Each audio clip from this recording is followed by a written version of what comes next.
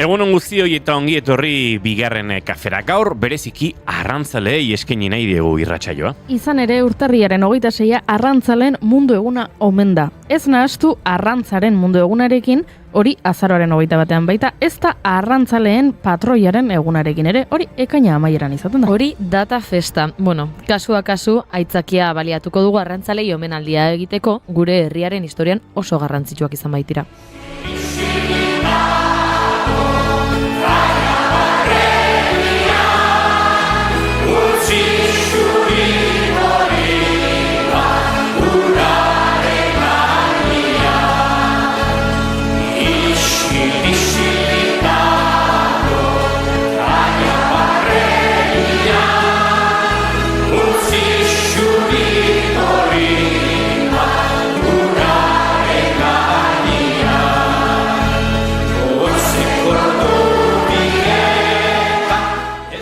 Begira, itxaso azari garela, duela urtebete topatu zuten Kanariar irletan pez diablo deituriko arrai bitxia. Gogoan duzu? Bai. Melanocetus johnsoni du izen zientifikoa eta 20 zentimetroko luzera du. Estetika ez oso atsegina eta horregatik egintzen famatua. Zapoa bizala ere deitua sakonera handian bizioi da, 4.000 metrorainoko sakoneran. Eguzkiaren argia iristen ezten toki oso ilunetan. Han eskutatuta egoten da harrapakinak izatzeko, normalean krustazioak, baina horretarako amu bitxi bate erabiltzen du. Bere burutik zintzilik dagoen hola linterna moduko bat. Aurkikuntza historikoa izan zen, baina tamalez, otsailean hiltzen arraintxoa. Kondrik Tenerife gobernuz kanpoko erakundeak jakinarazi zuen eta ikertzaileek adierazi dutenez animalienen gorpua Tenerifeko Santa Cruzeko Natura eta Arkeologia Museora eraman zuten. Mugaz bestaleko biztanleak Beusitzen alduzuen Maitasunik Txikiera zuek maitatuen Arteko Induko hogeta bost edo gehiaren Baitan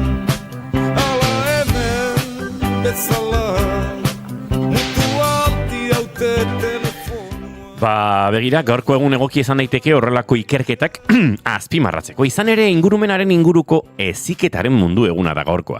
Bai, planetak dituen errekurtso naturalak zaintzeak duen garrantzia lehen lerrora ekarri nahi duen eguna. Zentzu horretan norberak bere esku duena egitea ez dago soberan, baina kalterik gehien ere egiten duten herrialdeek arazoaren aurrean erakusten duten jarrera epelak itxaropenerako zirrikitu gutxi uzten du bizten. Horren adibide dira batzarramaz amaiezinen ostean beraien buruei jarri eta sekula betetzen ez diren isurketak murrizteko helburuak.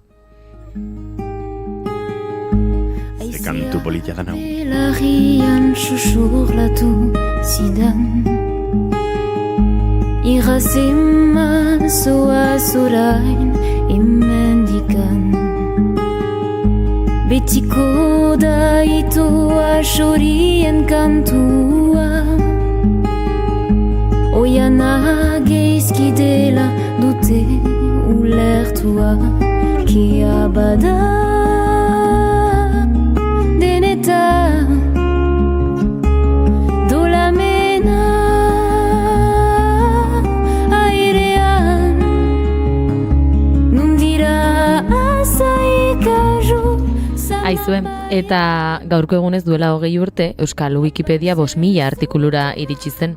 Begira zenbat aldatu den kontua, 2 hamarkadaren ondoren, 479.289 artikulu ditugula euskaraz.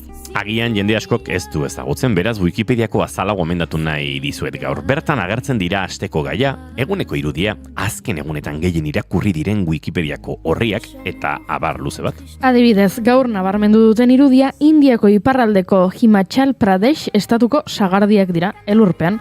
Antza denez, India sagarren munduko 5. ekoizlerik handiena da, eta Indiako sagar ekoizpenaren 80% baino gehiago, Himalaiako iparraldeko 2 estatutatik baino ez dator, Jammu eta Kashmir eta Himachal Pradesh. Marigorringo eta kilkerrak margotu dituzte bihotzetako pareta.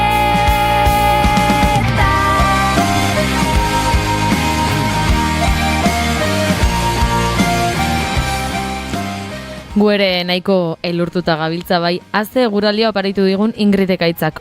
Uste dut zaparradetara ohitu behar garela Euskal Herriko txoko guztietan egingo du urrengo egunetan eta. Ba horixe, arrazoi gehiago Wikipedian kuskusiatzen aritzeko. Badakizue astero erronka bat egoten dela martxan Wikipedian, gai zehatz bat jartzen dute eta erronka da gai horri lotutako wiki horriak sortzea. Azken egunetako gaia erromatar galtzadak izan dira. Euskal Herriko historia 100 objetutan proiektuaren baitan Errekalo Herreko miliarria izan da azken asteko objetua. Horregatik gonbidapen berezia egin nahi izan dute wikilariek erromatar galtzadei buruz idazteko. Badakizuen lehen 3 sarituek ze sari berezi jasoko duten? Postala. Noski, eske bide guztiek erromara daramate. Jopo.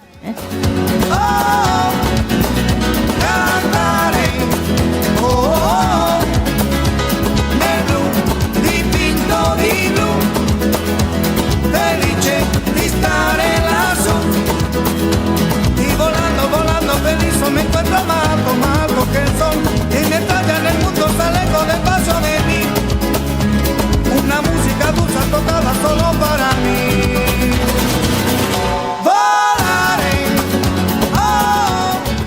Barkaia baino txisteat iritsi da gure barne komunikazio sistemetara eta kosta egin zait, ona da, gero kontatuko dizugu entzuleok.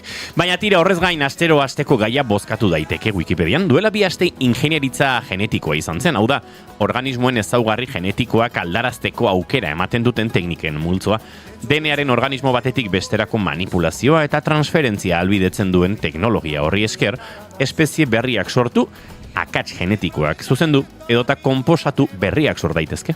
Lehengo asteko gaia gehiago gustatu zait ordea, Twice, Hego Koreako musika taldea da. Jeep Entertainment erakundeak 2015 urtean sortua. 9 neska dira K-pop taldea osatzen dutenak. Chaeyoung, Daeyoung, Jaeyoung, Jiyu, Mina, Momo, Naeyoung, Sana eta Tsuyu. Askotan aipatu dizuegu hilabete hauetan K-pop Demon Hunters pelikula, bada, Twice tarrek egin dituzte hainbat abesti. Entzun hau.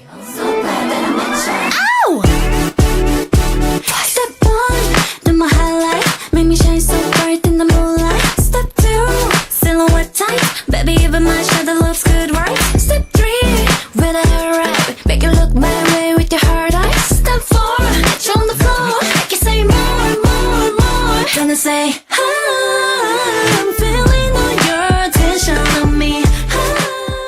Hala ere, pelikula gaipatuta ezin diogu asteari hasiera eman Euskal zinemari txalo bero bat eskaini gabea zen olako arrakasta feroz sarietan, Espainiako informatzaile zinematografikoen elkartearen sarietan. Ze poza Kandido Uranga saria jasotzen ikusi genuenean. Aktore ibilbide luzea duen arren, Urangak larun batean jaso zuen lehenengoz feroz sari bat.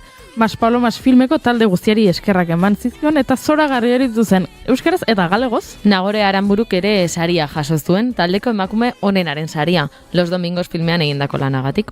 Pelikula garaia zalantzari gabe. Zuzendari onenarena, Alauda Ruiz de Azuarentzat, emakumezko aktore protagonista onenarena, Patricia López Arnaizentzat, Gidoi onenaren saria.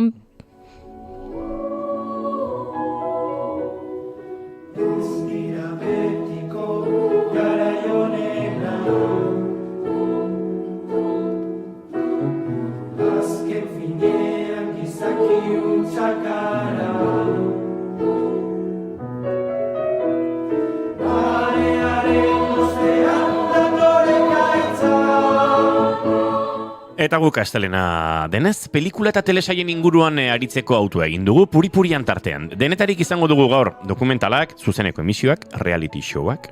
Feroz sariak ere aipatu beharko ditugu noski, baina baita datozenak ere goiak, Oskarrak, urte hasieran beti izan ohi da sari banaketaren garaia. Eta sariketetatik txapelketetara, larun bat honetan Xilabako finala izango dugu Doni Manelo Itzunen eta bertan kantuan izango den Irantzu Idoate izango dugu gaur gurekin. Lander Kornago sukaldaria etorriko da eta ore ama izango dugu hizketagai. Ba, has gaitezen, gu prest. Entzuleo urtarrilak 26 ditu gaur eta asteleena da ongitorri guztioi bigarren kafera. Naiz irratian zarete.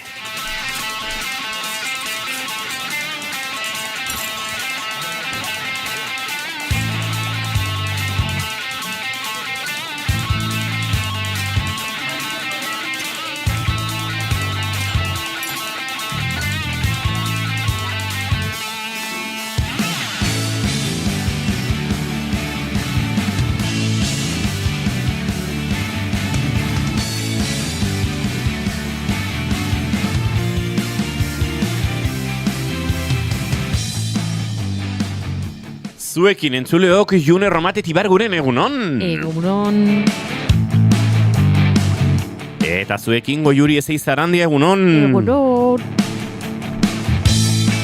Izketan ari zaizuena, Iñigo Asensio Elurbide gaur bigarren kafeak 1114 du, goizak 10:18 minutu, urtarriak 26 eta gu 3 urrengo 2 orduetan zuekin bat egiteko asmotan ongietorri guztioi. Naiz irratian zarete bai, bigarren kafean.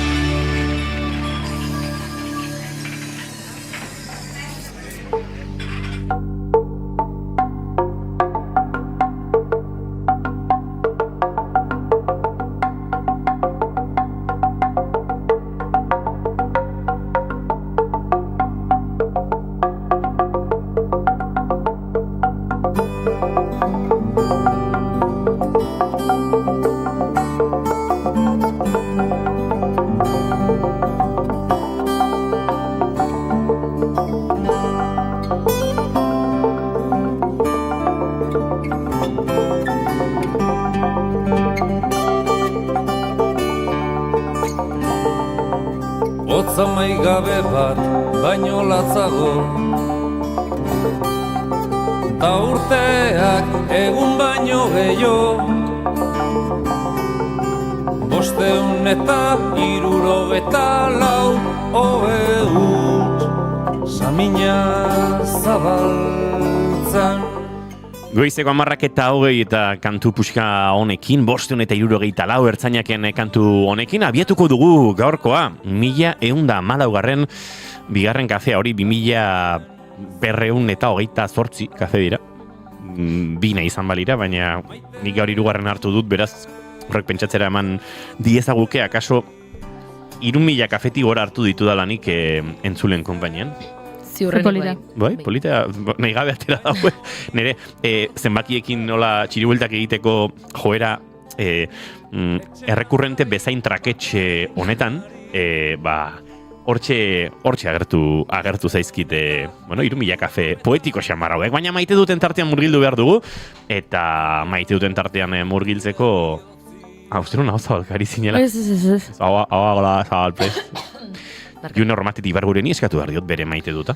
Nik daukat maite dut ez bat, eta ez dut maite, hola lagunek bapatean ordezkatu edo reemplazatzen zaituzterean, ze gaur goizean pasa zait gure lankide bat laborategian sartu den momentuan konturatu naizela alde batera utzi ninduela lankide suposatzen den lagun honek. Eta kontua da, duela urte eta piko daramala gure lankide Imanolek. Hori da, Imanol González Gurutxaga nahi bauzur bildu eta zure burua defendatu? Ez da beharrezko, ez dauka defentsarik. Duela urte eta pikotik Imanolek eskatu dit gonbidatzeko nire etxera, ezagutu nahi duela, aurrekoan antzeruten bezala ez, haustur bat egin nahi duela. Norbait akatuko nugenik hausturitza erabiltzeko. Eta beti esaten nion, gerturatzen denean, eta kasualidadez, Imanolek bere film laburara grabatzeko erabili zuen Inigorean saxofoi bat, ez? Okerrezpanago. Bai. Hautsi egin zuena bidaian. Hori da, eta Pasaiara eraman behar izan zuen konpontzera. Eta nik 2 astetan txarangarekin jo behar duti auteritan. Eta kontua da, Pasaira joan behar zuen ez berriro ere, bila, nik esan niola, Pasairaz etorrenean bila, etortzeko nire etxera, ondoan dagoenez. Bueno, gaur goizean Imanol sartu da, laborategian saxofoia eskuan zuela, eta konturatu naiz ez didala abixatu, eta beste norbaitekin joan dela saxofoiaren bila, beraz, ez dela etorri nire etxera. 574 huts. Orduan, hoixe da, nire maite dut, Imanolek asko eskatu dit gonbidatzeko, baina gero posible izan duenean, nahiago izan du beste norbaitekin egon. Loak hartu baino lehen. Goiuri konturatzen nahi naiz ezkarera hemen, sarratzen diren bakarrak. Ez. Jendea zerretu egiten da, hori harreman batean ohikoa da. Gero adiskidetzen badira, listo, ez? Zer polita, aiskietu hitza. Adiskidetu oso polita da, bai. Tola, aiskitu. Iskatola, jendeak hitza, sila batean uzten duen, aiskitu. Are politako. Txatean jarri dute, Manol! Zibilia izi, Manu, zibilia. Bronka. Baina, bueno, saxofoia hemen daukazu ja konpunta inigo. Orain aitzakia bukatu zait. Txaran. Hasi beharko dugu. Bueno, zure defentsan ere atera dira. Imanolen defentsan atera dira. Ze defentsa dauka? Barkatu dugu. Imanol ere jatorra da, ekarri zidan kotxean. Ekarri ninduen kotxean. Ja, bueno, gorka berdin du. Barkatu. Berdintzait. Ez gustu duzu Imanolen audio hori zuzenean jartzeko modukoa dela. Barkatu, dauket ez tarria ez da gizibilin izan. Ez da zuzenean jartzeko moduko audioa. Bueno, Ez dakit entzuleentzat horrelako bere biziko interesa duenik edo. Ez que Gorka Santestebanen agerpen estelarra gure WhatsApp taldean izan zen bastante hona, Ados, jarri nahi balin baduzu? Ez paduzu jartzea nahi, ez duzu jarriko. Baina tira, maite dut egin jarraitu beharko du, Goiuri eta zuri dagokizu. Ados, begira, asteburu honetan, nere inguruan, asko aritu gara eriotza hitz egiten. Kontua da, nere lagun baten amona hiltzela larun bat goizean, eta beste lagun baten amona hil dela, igande arratsaldez, beste aipatu nizuen, nire bikoteki diren aita ere ez dagoela oso ondo, eta aritu gara gaiaren inguruan hizketan, eta atzo hiltzen irati nire lagunaren amona, eta gaur ekarri nahi nuen ona, ondo eta zure erritmoan agurtzeko aukera hori. Ze zoragarria den. Kontatzen du, kontatu digu iratik ez, nola amonak berak eskatu zuen sedatzeko, jada, gaizki zegoen, eta sentitzen zuela momentua iritsi zela. Amonak berak aukeratu ditu arropak eta zapatak eta horrelako gauzak, era argazkia baita ere eskelarako argazkia ere aukeratu du, oso koketa zen, eta egin ditu aukeraketa horiek, eta antxe familiarekin egonda, azkeneko bi egunetan ondo agurtzen, hitz egiten, esan beharrekoak esaten, azken finean, berak aipatzen omentzuen ez pozik joan dela, beldur hori ere badaukazu, ez dakizulako orain ze sentsazio, hiltzeak ze sentsazio duen, zer eragiten duen, baina, agurtu dela, eta bizitza luze baten ondoren, azken egunak aprobetxatu dituela, gauza ederreta zinguruta egoteko, ez? Emakume honek izan ditu seme-alabak, izan ditu bilobak, eta izan ditu birbilobak, eta familia handia izan du alboan egun hauetan, eta iruditu zait, ez dugula asko hitz egiten agurraren inguruan, eta guk hemen galdetzen diegu gonbidatuei, ea zer nola nahiko luketen izatea beraien hileta, ezta, beraien funerala. Eta askok, erantzuten digute, nik nahiko nuke hau eta hau, baina gero egia da ez dugula idatzita uzen inun, ez diogula familiari esaten, benetan, ni hilko banintz bihar, eta ez dut esaten ja helduagoa garenean, ze gerta dakiguke bihar hiltzea. Ez dugu idatzita uzen, benik benetan nahiko nuke elizkizuna beharrean, festa bat, omenaldi bat, nire herriko areto nagusian. Edo festa bat ezakize tabernan, edo nahiko nuke eskelarik ez jartzea, edo jartzea, baino argazki gabe. Edo horrelako gauzak benetan ez ditugu aipatzen, ez dauzkagu hitz egin da, eta iruditzen zait, gogorra dela, baino hitz egin beharreko zerbait dela, eta nahi duzun bezala agurtzea, hori ere badela duintasuna, Eta hori badela nire ustez eskubide bat.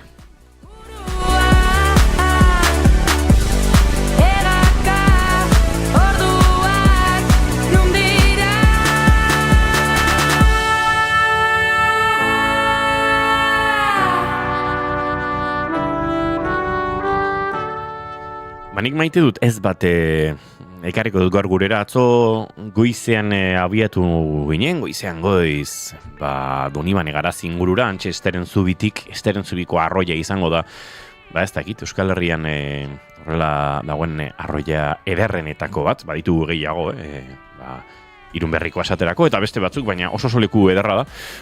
Eta esango nuke oso ez ezaguna, eta antxe piraua saioa egin genuen, nahiko gatazkatsua, zen ere pala hautsi zen, 3. pala haustura daramat 3 piraua irteeretan, eta horrek ez du graziarik egiten, baina bestalde, pixat arriskoan ere jartzen zaitu, ze pala hausteak normalean, zure erraminta nagusienetako bagabe utzen zaitu errekaren momentu delikatu xamar batean, baina tira, konpondu genuen, 3 lagun ginen, eta antxe sokak eta bestelakoak, pirau atera genuen arroiatik pixkate pareteruntz, eta nik lortu nuen errepidera ateratzea, eta beste pala baten bila joatea furgonetara, 2 kilometrotara zegoen, eta antxe, abenturatxoa pasa genuen, eta tira, bokatu genuen, Donibane Garazi baino, pixka bate beheraxeago, nolabait beheraxeago, Baiona aruntz doan ibai horretan zerbait beherago. Eta kontua da antxe ja 3:30 lauak zirela, eta gu gose ginen, eta orduan joan ginen, lehenengo Donibane Garazin, ondoren antxe Donibane Garazaino pixkat berago ere bada bidarraira bidean beste leku bat olain bat jatetxe dituena, eta dena itxira zegoen, eta nik ulertzen dut, 3:30 ordu berantiar xamarra dela, eta gainera, ziurrenik bidasoaz bestaldera, bazkaltzeko iturak ere goiztiarragoak direla, eta jatetxeak itxita zeuden. Baina zeuden itxita jatetxeak, zeuden itxita gasolindegiak, zegoen itxita mundua. Zegoen arima bat errepidaien ertzetan, kaleetan eta inun ere. Eta horrarte dena ondo, baina badakizu ez zerbait zegoen irikita. Karretera ondoko gimnasioak. Eta jendea zintan korrika leiotik begire euria nola egiten zuen, eta gu errepidetik zer nola igarotzen ginen zerbait jateko topatuko ote genuen. Ez genuen ezer topatu jateko, autobidean sartu eta bidarteko horrelako gasolindegi batean antxe zerbait jateko aukera izan genuen arte. Eta, tira, niri jateko ez topatze hori, nire ardura izan daiteke, baina gimnasioak irikita eta beste guztia itxita igande arratsalde batean. Zineten sartu gimnasioan egan makinitaren batzu bintzat. Ja, akaso egon gozanez bendin horietakoren bat. Bai, hausen ere maite dut eza.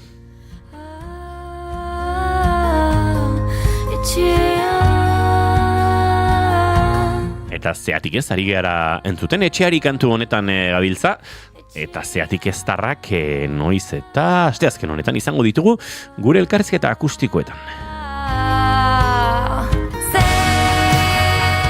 Eta gure txatera begirare jarriko gara, egunon, nik bi maite dut ditut, ados Gorka, lehenengoa zeona UE Zinema jaialdia. Eta zorionak Eire Maiari ikasle saria jaso zuena. Hemendik muxo handi bat, Eire Maiari, benetan nik ere ikusi nuen, da poz hartu genuen, laizzer guretik bisita egiten duen, eta aldetzen diogunaren zinema gile lanagatik edo.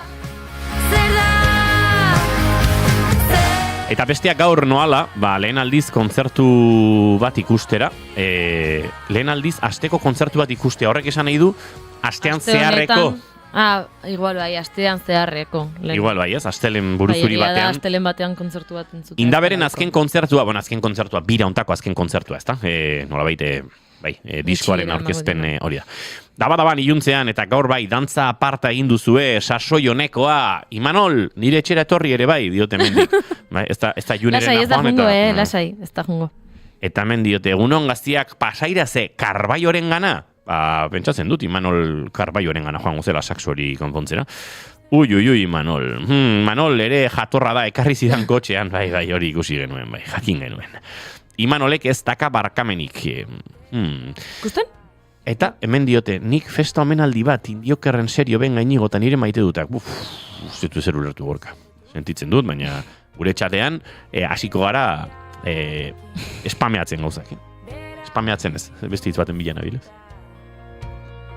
Spamera bidaltzen esan nahi dezu? Ja, ez dut ulertzen. Ez, baina bada nolabait zure mezuak botatzen zaituztenean txatetik. Bai. Moderatzaileek egiten duten lan esan dezu? Bai. Ez dakit esaten den. Ja, baina ez dago hitz bat horretarako, Baina, eske ez dut ulertzen zesan nahi dezu.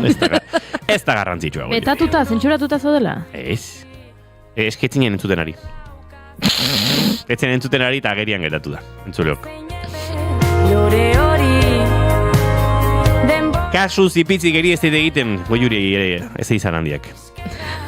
Esnatu goiuri, egunon, A ver. Bai.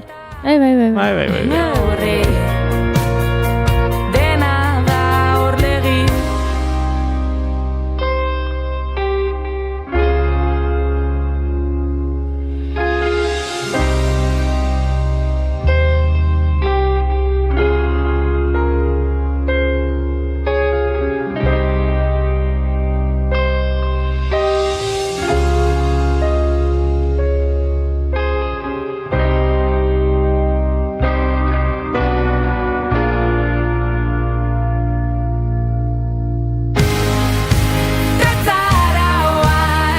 Entzuleok erru dena zeatik ezen kanto bentzuten egingo ditugu hurrengo 2 minutuak eta bitartean saiatuko gara identifikatzen, geolokalizatzen, non dagoen gure hurrengo gonbidatua. Ze antza denez autobusak pixka bat ies eginez, berak ies egin dio, edo bea pasa egin da, zegokion paradatik, eta orain, nonbait tolosatik aruntza doa.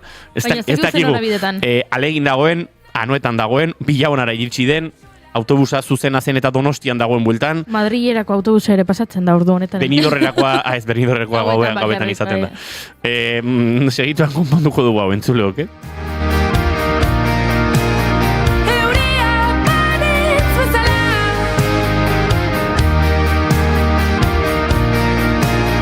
ez zaitut bat diraxola naizta dena lorez bete naizta dena lorez bete naizta dena lorez bete naizta lorez bete dena euriak du beti erruena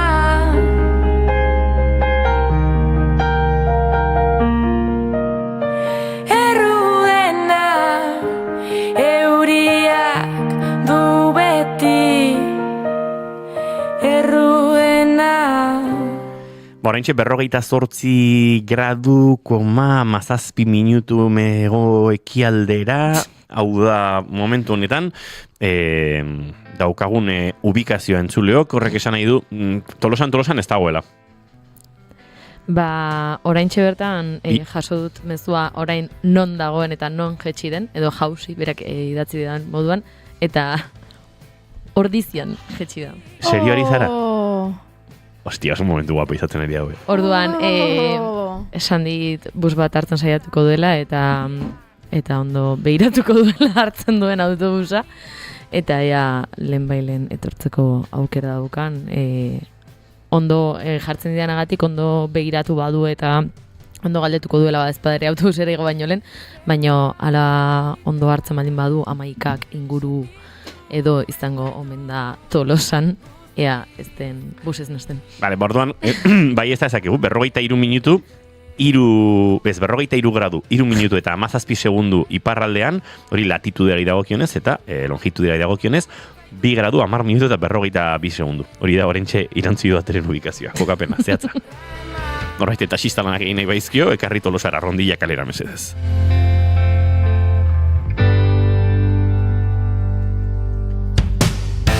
Eta irantzi duate ez da hemen, baina The Twins agertu zaizkigu gurean. Koen anaiak. Egunon, hainitzen pentsatzen txiste bat horrekin, baino Twin Melodies hartu eta zinemara ekartzea, baino... Twin Peaks. Twin Melody eta txisteak oso kombinazio kuriosoa dira. Bai, egia zen bai, Bai. Baina txiste asko egin daitezke beraietaz. Ez, baina nik badakidalako, behin bazkari batean jende hasi zela txisteak kontatzen, eta beraiekin oso barregarria zela txisteak kontatze hori, ze oso kristabak dira, eta karo, txistetan badakizu segituan umore pixkat ezain fina edo ezain kristabare sartzen dela, eta orduan, ondo pasa genuen, gauzak horrela dira. Beraiek ere bai, Hombre, espero de... Bai, osea, hai diosito eta horlako esaten dira baina...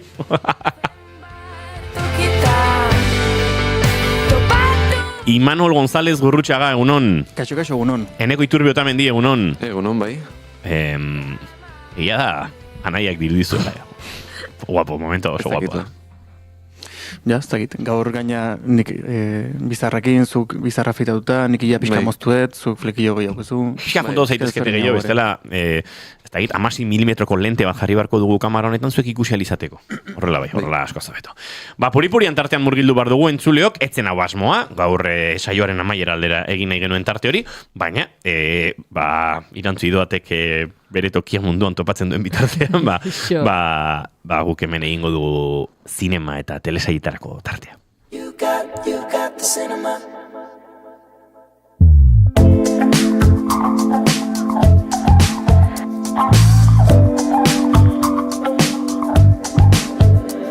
It's you, and I'm not getting over it. Darling, is it cool? Nero traste hori ere Beste instrumento bat hautsiko du. Oi, xerin zan pentsatzen. Konpontzen saiatzen ari zen gaina. Ez, zikutu, lasai, zikutu. Ez konpondu. Du behar. Hori etzegon hautsita, Bai, hautsita zeon, eta horregatik hartu dut. Norbaitek hautsi du, ze hau etzegon horrela. Bai, hori, lenguaztean ondo zegon. Gaur goizen ez. Imanol. Ez. Ez duena esan. Berriro ere instrumento bat konpontzera emango, baina lasai zaituzte dituko. Ze txarra dan enbidia, Enbidia? Bai. Bueno. Ni Manol ados egon naiteke Junerekin, hainbesteko kaka eman eta gero, bere etxe ezagutzeko, pixka minuta egote horretan. Gozalga pelikulata zitzeita etorri. Zein da zure gomendio, Manol? Venga, nik gaur rekomendatu dizueten pelikula da Netflixeko El Impostor, The Big Fake, izen hau titulo, Il Falsario da jatorrizko titula, ze Italian oinarrituta eta italianoz dan pelikula bat da. Historia hau bizitzarrealen gertatuta dago, bizitzarrealen oinarrituta dago, eta egia esan asko gustatu zait, orokorren zuzendaritza irutu zait, nahiko nabarmena dala zuzendari honen lana, aktorek baita oso ondo dare, eta orokorren baita nabaritzen da diru asko daola pelikula hontan. Eta horrek batzutan baita gusto pixkat ematen du. Italianoz da esan bezala, Netflixen produkzio original bat da, eta egia esan, kontatzen du artista baten historia, margolari baten historia, herri txiki batetik Romara bidaiatzen dula bere lagun apaiz batekin, eta bere helburua dela Roman ezagunitzea margolari lanengatik. Eta apaten, gau baten ezagutzen du neska bat, eta neska horrek ikusten ditu gure protagonistan artelan batzuk, eta hoien artean kopia batzuk. Kopia batzuk, artista ezagunenak edo obra ezagun batzuen kopiak. Eta hor deskubritzen du neska honek, gure protagonistak oso ondo marrazten dula, baina marraztez aparte, edo bere lanak aurkeztez aparte, diru asko irabazi dezakela kopiak iten. Eta egia esan oso interesgarria iruditu zait, bai historia nola garatzen dan, bai bi pertsonaia hauen arteko harremana baita nola garatzen dan, eta momentu askotan komedia oso ondo lantzen duen pelikula bat iruditu zait dala, drama desente hauke eta thrillerra baita uzartzen da momentu askotan, baina iruditu zait genero guztietatik nahiko ondo moldatzen dala, eta egia da, esan dezela, castinga asko gustatu zait, baina batez iruditu zait protagonistak, ez du hola antzaundik benetako historia oinarritzen dan pertsonaia horrekin, fizikoz, bigotaz aparte, baina bai iruditu zait, dala oso pertsonaia, nola esango nuke, karismatikoa irudiz, osea, presentzialki, gero baita personalidad aldetik baita oso karismatikoa da personajea, baina bea fisikoz aktorea oso karismatikoa iruditzen zait, baino momentu askotan pentsatzen nun zala komedia pelikula bat, ze bere aurpegiak bai jotzen du pixkat askotan keinu batzukin edo jotzen du pertsonaia pringadillo izango balitz bezala, baina gero pertsonaia ondo defenditzen da eta arazotatik ondo ateratzen da. Orduan, bai, kontraste hori gustatu zait eta nola askotan baita fisikoak pertsonaiarekin, personalidadearekin bat ez zitek, nola esaten batzutan pentsatze dugu fisikoak eta personalidadeak bat dijoazela, ez? Eta ikusten dugu pertsona bat pixkat aurpegi beresia o arraroa daukana iruditzen zaigu personalidade gutxi daukela edo xelebra dela. Baina iruditu zait eta gustatu zait pelikula honek baita defendatzen dula fisikoa zaratago baita defenda zaitezkela zure burua eta zure personalidadea jendeak. Pelikulan bertan ez da garrantzitsuna, baina iruditu zait kanpotik jasotzen den mezua bai dala hoixe bea. Eta gustatu zait egia esan. Netflixen dago. Bai. Un prete, un operaio e un artista partono per Roma. Signori, questo è Tony. Tony è un falsario. Egia da, dirua ikusten zaiola pixkat, igual pixkat asko, ez? Dao sekuentzia bat, dao plano bat, praktikamente nik uste detela zundariak grabatu dula eta sartu dula pelikulan, erakusteko dirua zeola, porque dao zoom out bat, plano oso motz batetik, plano oso iriki batea, ikusteko basikamente jende asko dagola sekuentzian, eta jende horiek erreala diala eta ez diala efektu zindako pertsonak, eta aparte ez eta ipatu, baino ez dakitze garaikoa da, baino epoka, guan dela, pues igual berritamar urte inguruko geix igual, irurogeiko amarkada giroan, edo? Irurogeiko amarkada ingurun oinarrituta, eta hor baita lan bat dao, janzkera aldetik, gero baita Roman gertatzen da, eta eszenario asko baita daude efektuz landuta, ze egokitu behar izan dute garaioitako ambiente hoitara, eraikinak ez zateko oso modernoak, edo kotxeak baita, hori praktikoki baita landu dutela, baino nabari da, dirua daola, eta dao sekuentzia bat baita, zoom out horretaz aparte, diskotekan jartzen dutela Bonnie Mren abesti bat. Eta ja, ikusten dezune pelikula bat, eta konturatzen zeanen, fondotik entzute dezun abesti hori, ez dela pelikulantzako bakarrik sortu duten abesti bat, edo Bonnie Mren abestian antzeko zerbait saiatu diala emulatzen, porque ez zuten diru nahikoa Bonnie Mren eskubideak lortzeko, holakotan baita ikuste dezunen benetako abestia jarri dutela. Esate dezu, hemen eskerrak diru pixka badaon eta saiatu dian hori baita goxatzen eta bai, uniberso hortan sartzen laguntzen dizu eta abesti bat da azken baten, baino bai, uniberso hori sortzeak laguntzen du asko eta gustatu zaizen zurdan, baita nabarmentzea dirua daola eta batzutan baita gauzak diruakin jeko gai badiela.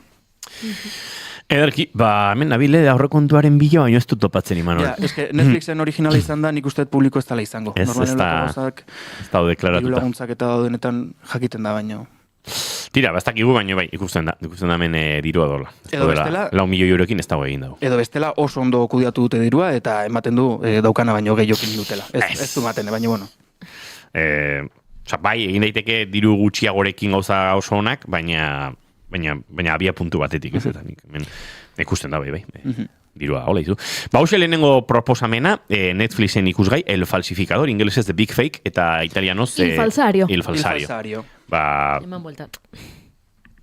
Zerri? Esan du leno, El Impostor. Ez du deitu El Falsificador, eta El Impostor. Bueno, pues Il Falsario. Il Falsario. Hauxe Imanolen proposamena.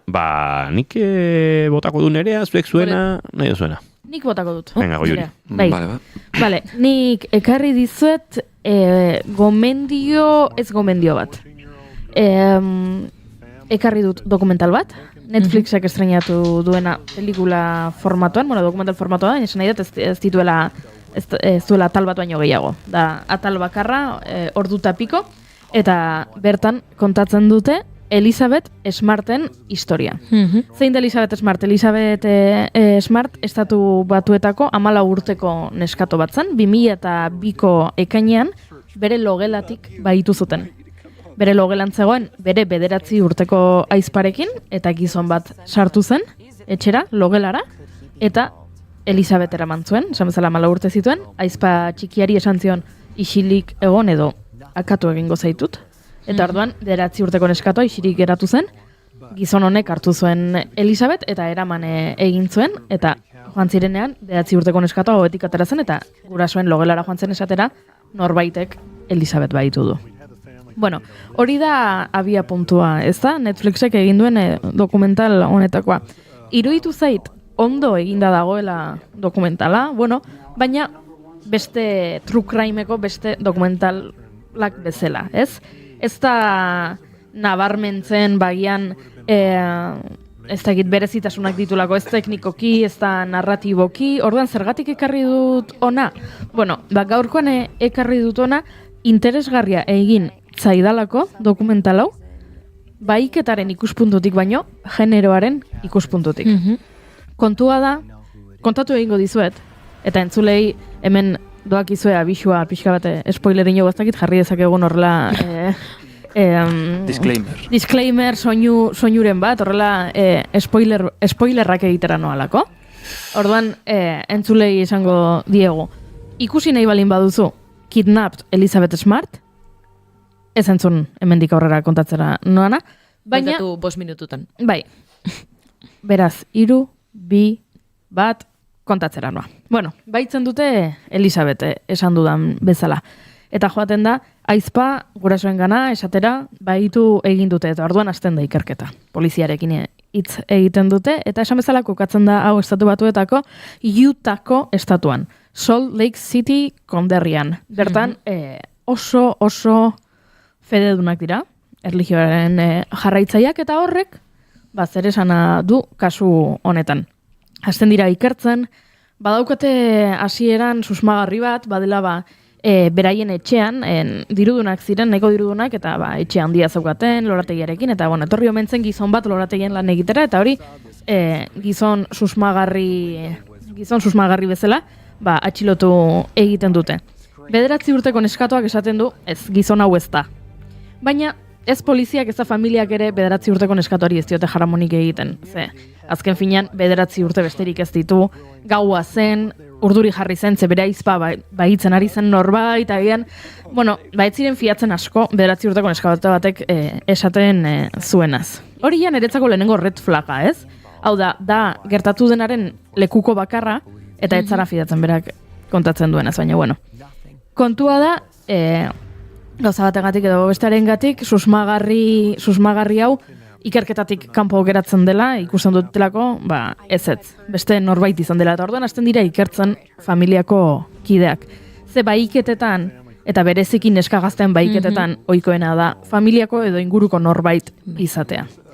Orduan hori ikertzen dute, eta ikusten dute, ez dela ziurrenik familiako kide bat, izan dela kanpoko norbait.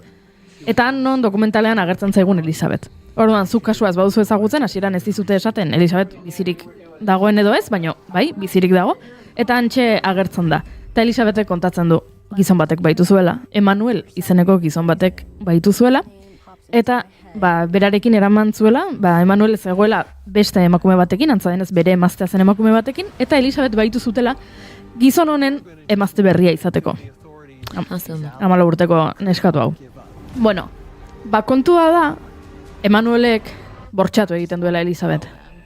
Eta orduan, Elizabethek pentsatzen duela, nire familiak jada ez nau bilatuko, edo topatzen banaute ez naute berriro etxean hartuko, ze bortxatu egin naute, eta hori, horrek bihurtzen nau, zerbait zikina, zerbait erabilia, eta zerbait, baliorik ez duena, ez? Eta horregatik ekarri nahi nizuen hau ona, hau da lehenengo horrela hausnarketa ekarri dudana, ume eta nerabeei sexuaz hitz egitea zerbait txarra balitz bezala, ez da ume edo nerabeak babestea.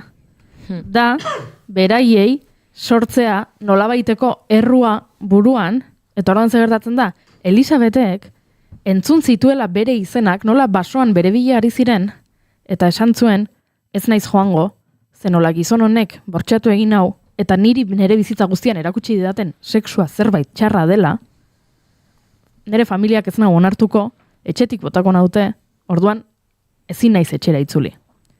Eta orduan horrek uzten du agerian niretzako dokumentaleko gauzarik interesgarriena. Jada ez da interesgarria niretzat misterioa, ez da interesgarriena zergatik gizon honek behitu zuen, edo gizon hau kartzelara sartu zen ala ez. Niretzat benetan dokumentalak kontatzen duena.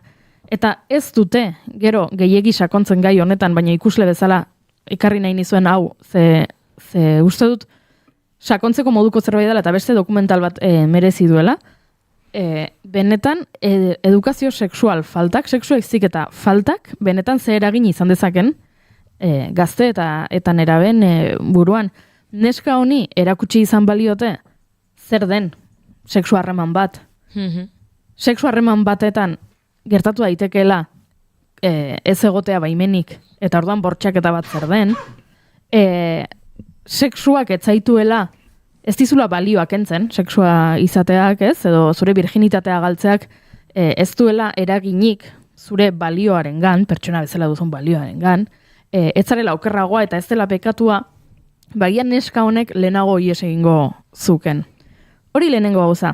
Baina gero gertatzen da bigarren gauza bat dela, gizon hau dago mendian, Elisabetekin eta bere emaztearekin, eta konturatzen dira janaria eta edaria eta behar dutela. Eta orduan irira jetxiko direla. Eta orduan jaisten dira irira, pixka bat jantzita, guk esango genuke sekta bateko balira bezala, ez?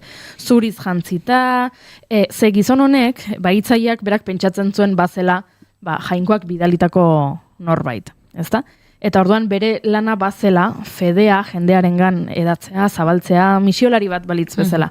Eta orduan, jaisten ziren irira, gizona jantzita horrela, tunika txuri batekin, eta bere emaztea eta Elisabet, biak jantzita baita ere, tunika batekin eta aurpegia estalita, soilik begiak ikusten zitzaizkien. Pixka bat burka modura ez, baino txuria, eta beraiek esaten zuten kristau fundamentalistak zirela, eta hori zabaltzera zijoazela.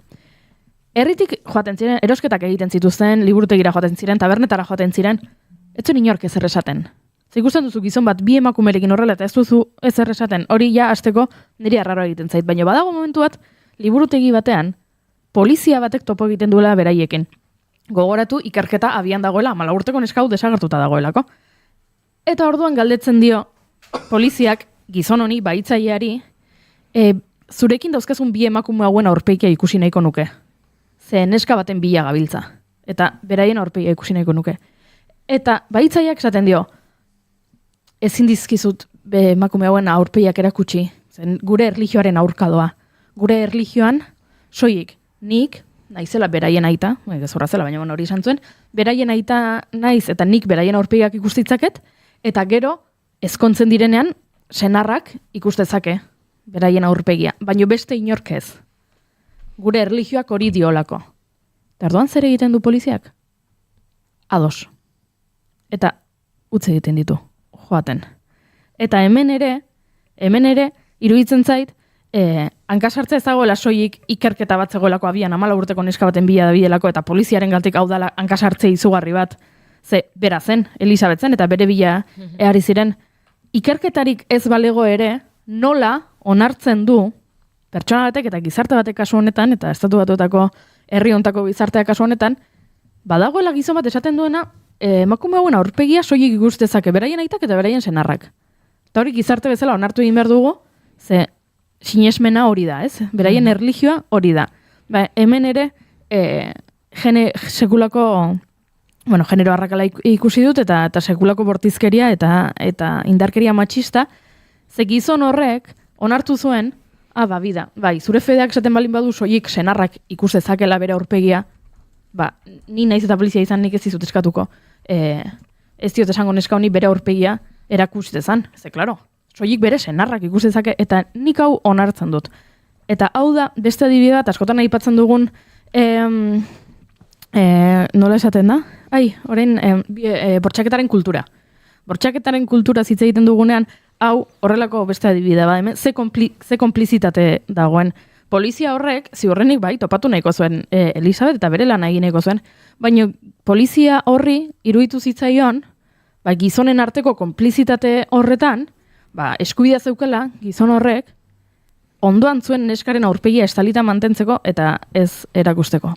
Orduan, kontatu nahi nizuen, dokumentalean, azkenean, neskak ies egitea lortzen duela, eta atxilotzen dutela baitzaia, bi baitzaiak atxilotzen dituztela, eta dokumentalak horri buruz hitz egiten duela, baina askoz interesgarriagoa dela, atzean dagoen, nik aipatzen ditudan kapa hauek, ez? Eta nola, bortxaketaren kulturak ze eragina izan zuen kasu honetan, zer eragina izaten duen normalean, neskato edo emakume bat baitzen dutenean. Beraz, ikusi nahi balin baduzue, hona hemen gomendioak, Kidnapped Elizabeth Smart dokumentala Netflixen, baina benetan iruditu zait atzean badagoela beste historia bat askoz interesgarriagoa dena, eta luzea da dokumentala, beraz, nola agian gauza asko kanpoan uzten dituzten,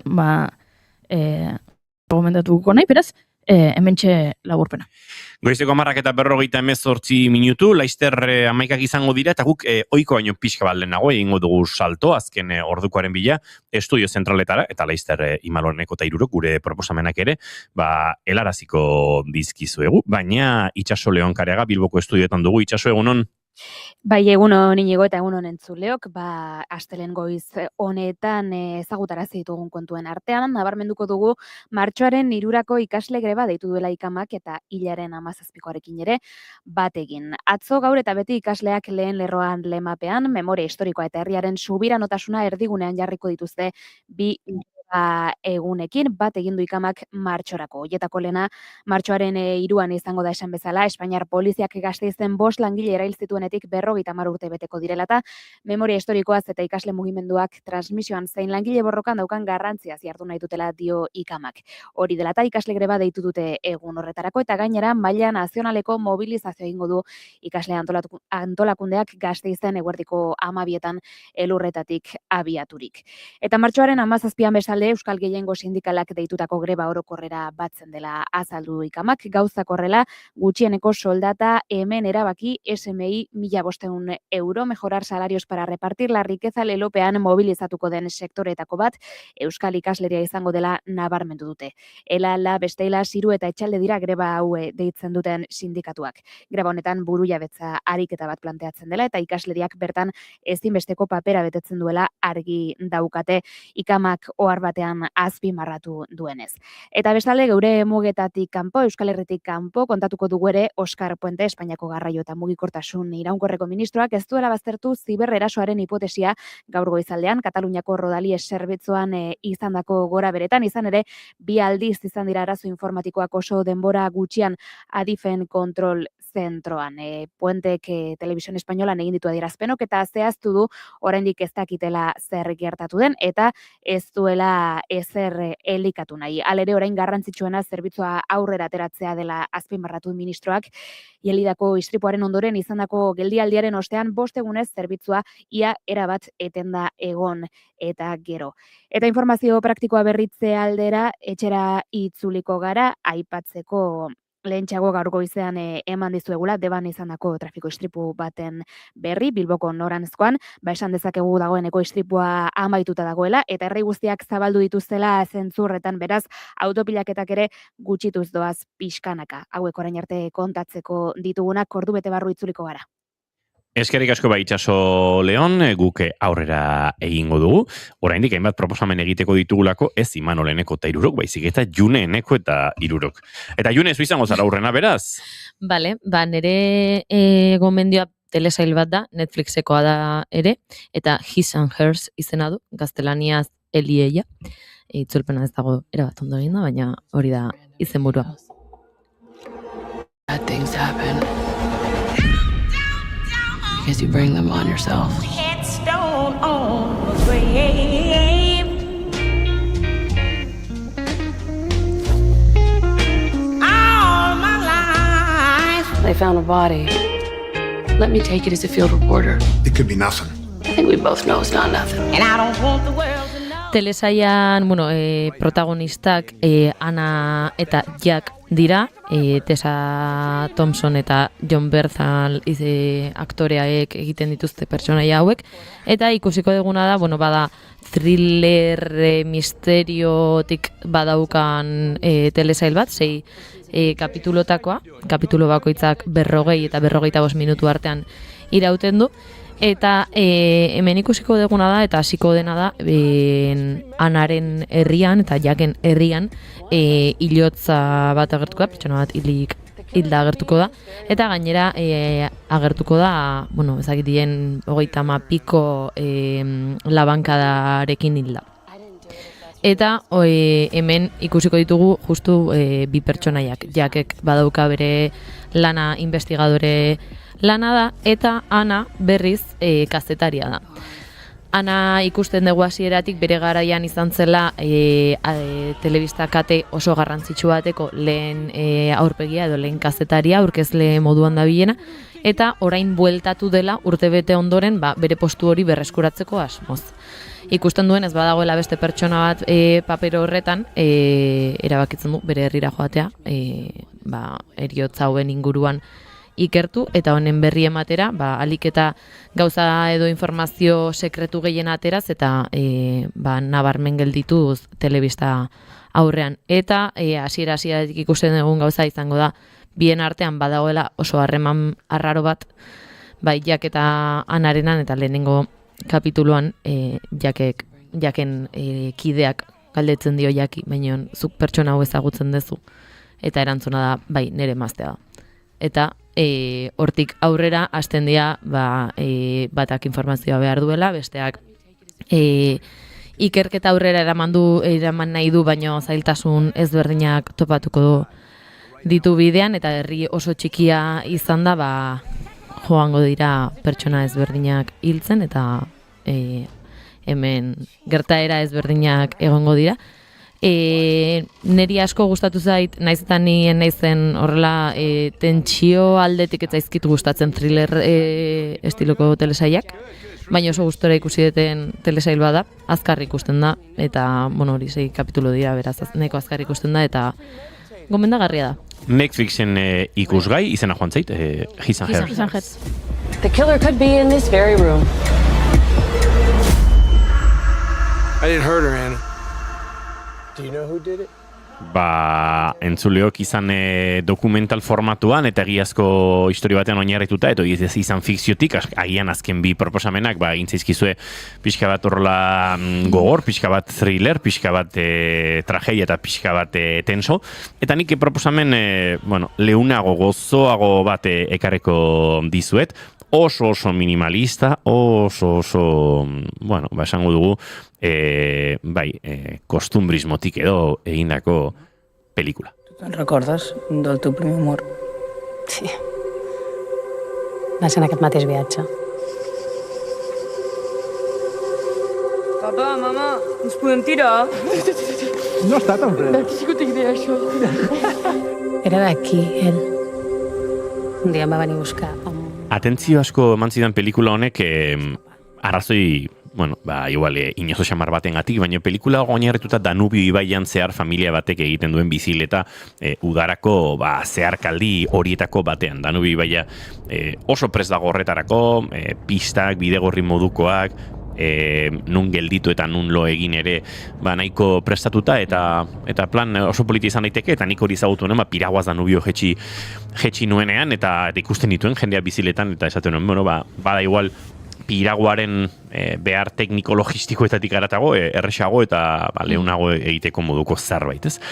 Eta hori da nolabait pelikula honen kontekstu espaziala gertatzen da, Danubio ibaiaren estetika horren baitan, familia baten, nolabaiteko bidai horretan. Esango dugu, ez dakit, badela nolabait coming of age bat, nerabe zaroaren inguruko pelikula bat, eta sexualitatearen deskubrimenduaren inguruko pelikula bat. Estrani Ryu bueno, ez dakit, Ibai Arraroa edo horrelako zerbait itzuliko litzateke pelikula katalan hau, Jaume Claret Muxarteke filminen 3 egun barru estrenatuko duena, baina dagoeneko pelikula honek bide luzea egin du, Veneziako Horizonti sekzioan izan zuen premierra, gerora da film festivalen, ez dakit, Katalunian egiten den autore zinearen jaialdian, Donostiako zinemaldian ikusmira berriaken ere gontzen, nik enuen orduan ikusteko aukerarik izan, naiz eta dagoeneko begiz jota banuen, eta azken, egun hauetan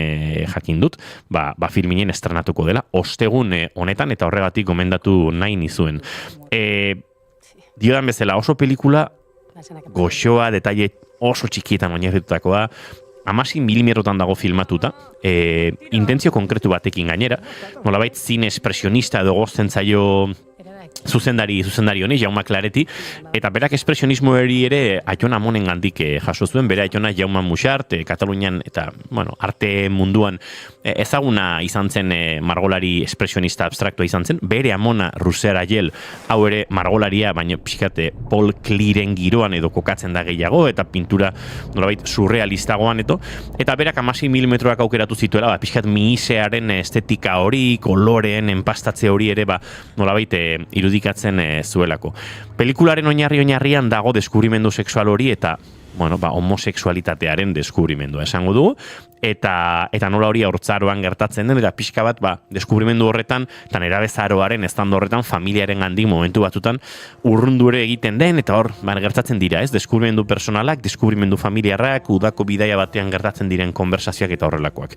Oso interesgarria, hau zuzendariaren entrevista baten irakurri nuen, baina uste zinemaldi garaian irakurri nuela, intimitate koordinatzailearen erabilera, hori, gaur egun nahiko ikua gertatzen da, estena sexualak edo intimitate agerian geratuko den uneetan, Tabata Cerezo izan da lan hori egin duena, baina batez ere, eta hau teknikoki ere interesgarria iruditzen zait, Imanol, zu zinema zuzendari zaren horretan, baina uste orokorrean denontzat ere, nola, argazki zuzendariarekin adostu behar izan zuten, edo zalantz izan zuten, zein zen horrelako sekuentziak grabatzerakoan aukeratu beharreko distantzia, kamara ze distantziatara jarri, eta buelta asko mantzizkiotela horri, eta erabakizutela distantzia metro bat zela. Eta lehenengo erreak izan daiteke oso invasiboa dela metro batera kamara jartzea.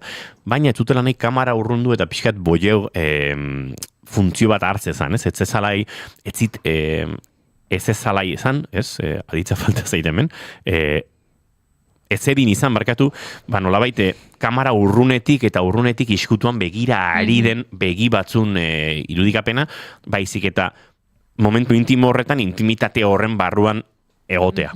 Eta, horrek suposatzen zuela, lanketa bat noski, kamara, operadorea, dena gertu dagoelako, nahiz eta gero zuzendari igual, pixkate urrunago egon eta bar, baina autori egin zutela, eta benetan interesgarria iruditu zitzaidan, pixkate nondik hautatu zuten hau. Tabata Cerezo esan dezu.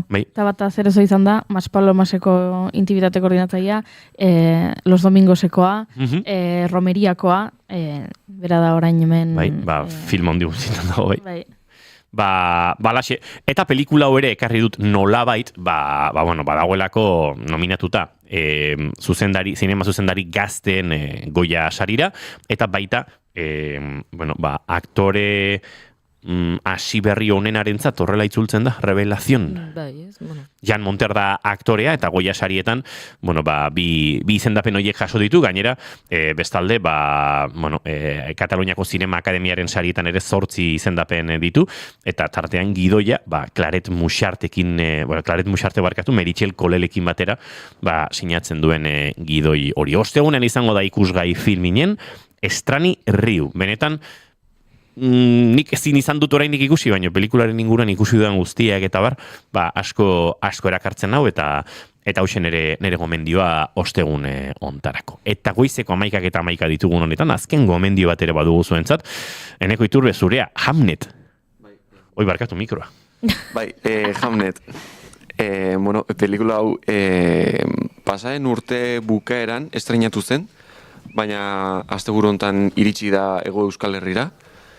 Eta, Hamnetek kontatzen du, William Shakespearek nola sortu zuen Hamlet. Nola bete, historia horretan oinarrituta dago, bera eta bere emaztearen maitasun historiak, bere seme-alabak, familia, eta bueno, hor guztian dago oinarrituta historia, eta nola Shakespearek sortzen duen Hamlet, hori dena kontuan hartuta. Kontua da, William Shakespearek Londresera joan behar duela, bere antzerki obrak idaztera eta egitera, eta orduan familiaren gandik nahiko urrun egoten da, eta ausentzia horretan gauza batzuk gertatzen dira familian, eta hor emazteak errua botatzen dio Shakespearei gauza hauek gertatu irazu etzen delako hemen, edo hau gertatu da zu etzeun denean, eta beraz nik egin behar izan dut aurrera. Eta badaude hor nolabait eztabaida batzuk zure ausentziak ekarri du hau guztia, eta Shakespearek bera ez egotearen ez egote horrek pentsarazten dio agian berak elukeela familia horrekin egotea merezi, edo bestelako eztabaida batzuk ekartzen dizkio pertsonaiari.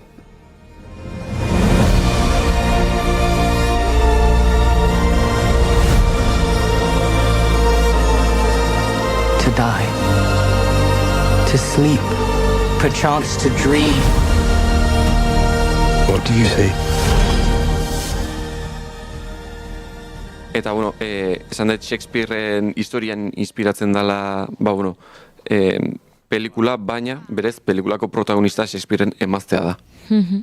Orduan dena kontatzen da emaztearen ikuspegitikan, eta hori ere interesgarria iruditzen zaize beti.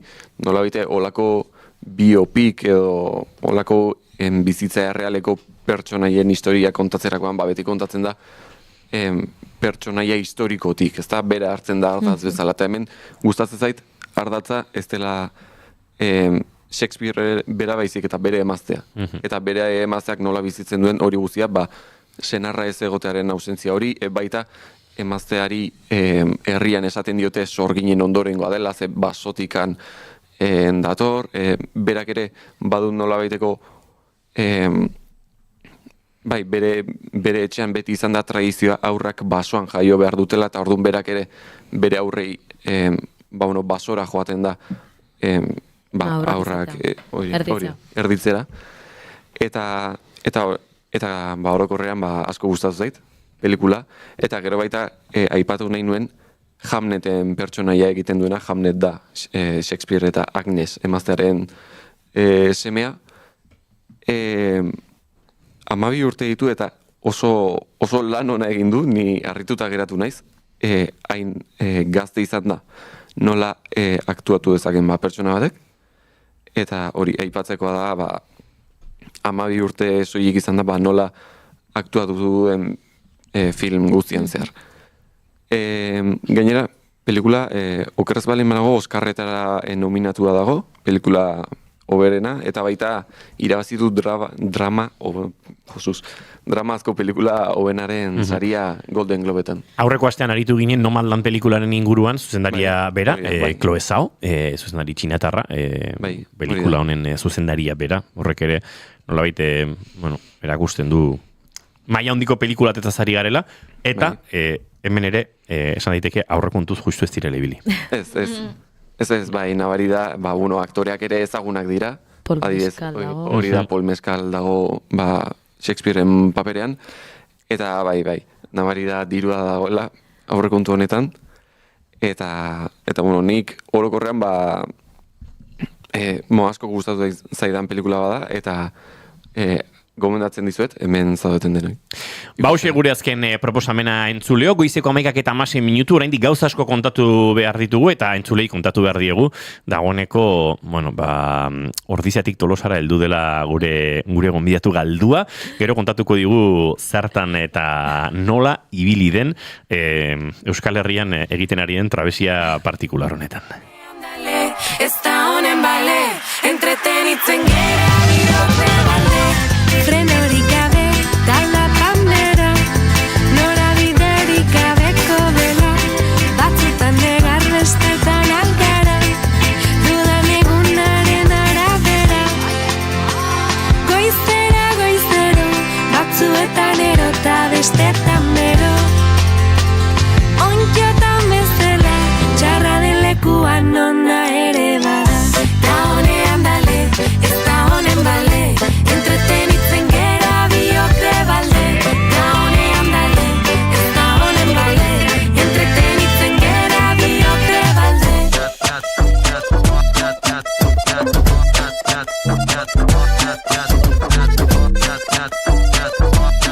Entzuleok esan da bezala irantzu idoate dagoeneko iritsi da, Tolosaraino, baina laizer gerora izango dugu berarekin lasai aritzeko aukera, egin dugu pixkat gure gaurko gidoiarekin alako produktuen eraldaketa bat, eta ez dakit, normalean lapikoan tipula lehenago jarri ohi dugu beste gauza batzuk baino, bueno, batzutan aldrebes egitea tokatzen da, eta azkenerako, produktua jangarri egoten da, eta guk espero dugu gaurko programa ere zuentzat jangarri egotea. Lander Kornago, egunon, eta ongi etorri. Egunon guztioi. Tipula beti aurretik? Depende. Askotan bai, ez? Askotan bai. Normalen bai. Normalean bai. Baina gaur ez diguzu lapikoa hitz egingo, gaur ez diguzu tipulari buruz hitz egingo.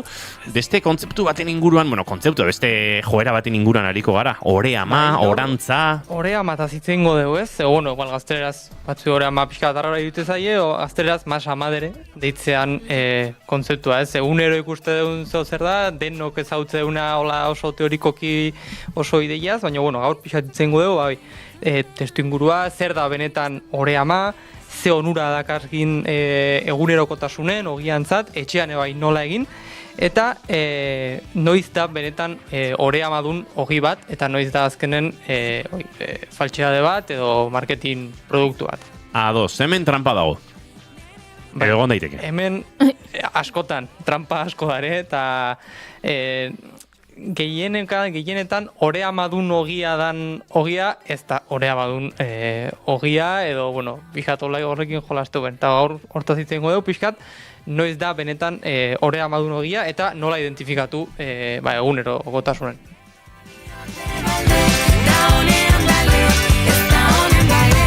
Entretenitzen gera biok de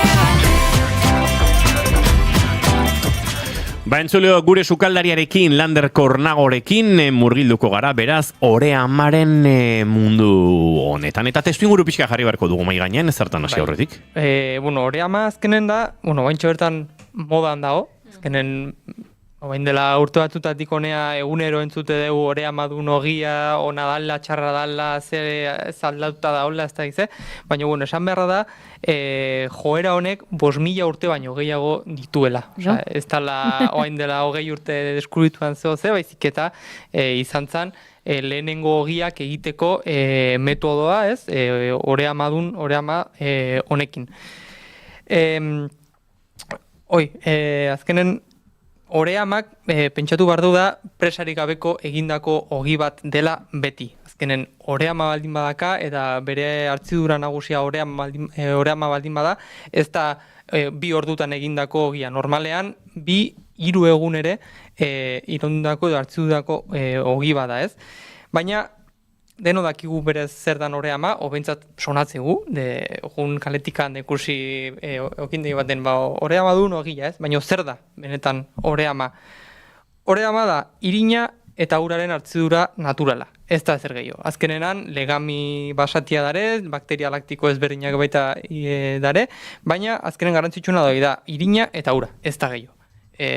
Batzutan dare industrian oreama erabiltzen dutena mejorante batzu, fermentazioa edo hartzidura pixkat murrizteko, baina ia oreamaren konzeptutekin kanpo jungo litzateke, ez. Honekin lotuta hartzidura, azkenen, esan bezala, oreamaz hitz egiten baldin badeu, denboraz hitz egitea da, ez? Hartzidura luzeak, zaporeak pixa garatzeko, eta garantzitsua ere bai digestioa hobetzeko. Jende asko, igual, ogia etzaiona oso ondo erortzen, osatula, ez dala zeliakoa, baino ez dula ogia asko jaten, esateu jende asko, edo pixutxu sentitzen naiz ogia jan ondoren, da oreama gabeko ogia jaten ari zaretelako, horregatikan, ez? Azkenen, glutena predigeritu egitea hartzidura fermentazio luze horren ondoren, kontuz, honek ez du esan nahi glutenik gabeko ogia denik, glutena badauka, glutena jarraitzeu, baino predigeritu egitea momentu hortan. Orduan horregatikan digestioa asko zobetzen du horrelako metodokin egindako ogia, ez? Indize glusemiko gutxiagoa ogia dakana da, digestioa betzegu, eta kontserbazio naturala ematen dio ogiari. Zenbat aliz jute gehar igual supermerkatu batera ez duna izenik esango, eta 35 zentimoko ogi barra eroste dunen goizean, eta gauen lazo bezala egitea dakazuna ogi horrekin, ez? Horrek legami naturalekin eta oreamarekin ez da inoiz gertatzen. Azkenen kontserbazioa asko luzatzen zaio. 2-3 egunero irauteu ogi horrek egindakoa. Bat nik normalen mogu bakizu bezala pika frikia naiz, todo esto beti bezala. Orduan, bueno, Aditua. Frikia, esan dena. Vale. Friki kontzeptu ere aldarrikatu behar da, ez da zer gertatzen. Horrek harri du pote bat, gero azalduko dugu. Oparitxo da zuntzako. Ados. Esan bezala, igual, etxe nitezunen ogia, etxean neukitzakazu 2 egun, eroso, bai pixa fakultate galtzen jute diala normala dan bezala, baina, jatea dago eta ez dago arazoikan, ez? Eta hori dena esan da, ja jendeak esan gu, nola indezaketen etxen oreama, ez? 3 osagai ditu. Irina, ura eta denbora. Ara. Garestiena 3. Garestiena 3. Baina oso eserreixa da egiten etxen egian. Normalen 5-7 egun iraunduko egu prozesu honek, ja oreama on bat eduki arte, da solido eduki arte, ez? Orduan, lehenengo egunea ja juntzea, ja dena erosizu, etxen dakazu dena, potea dakazu dena prest. Lehenengo egunen, ura eta irina kantitate berdinetan nahastu. 50 gramu irin, 50 gramu ura. 24 orduz utzi, ahaztu, eta ja hor lehenengo fermentazio prozesua egiten hasten da.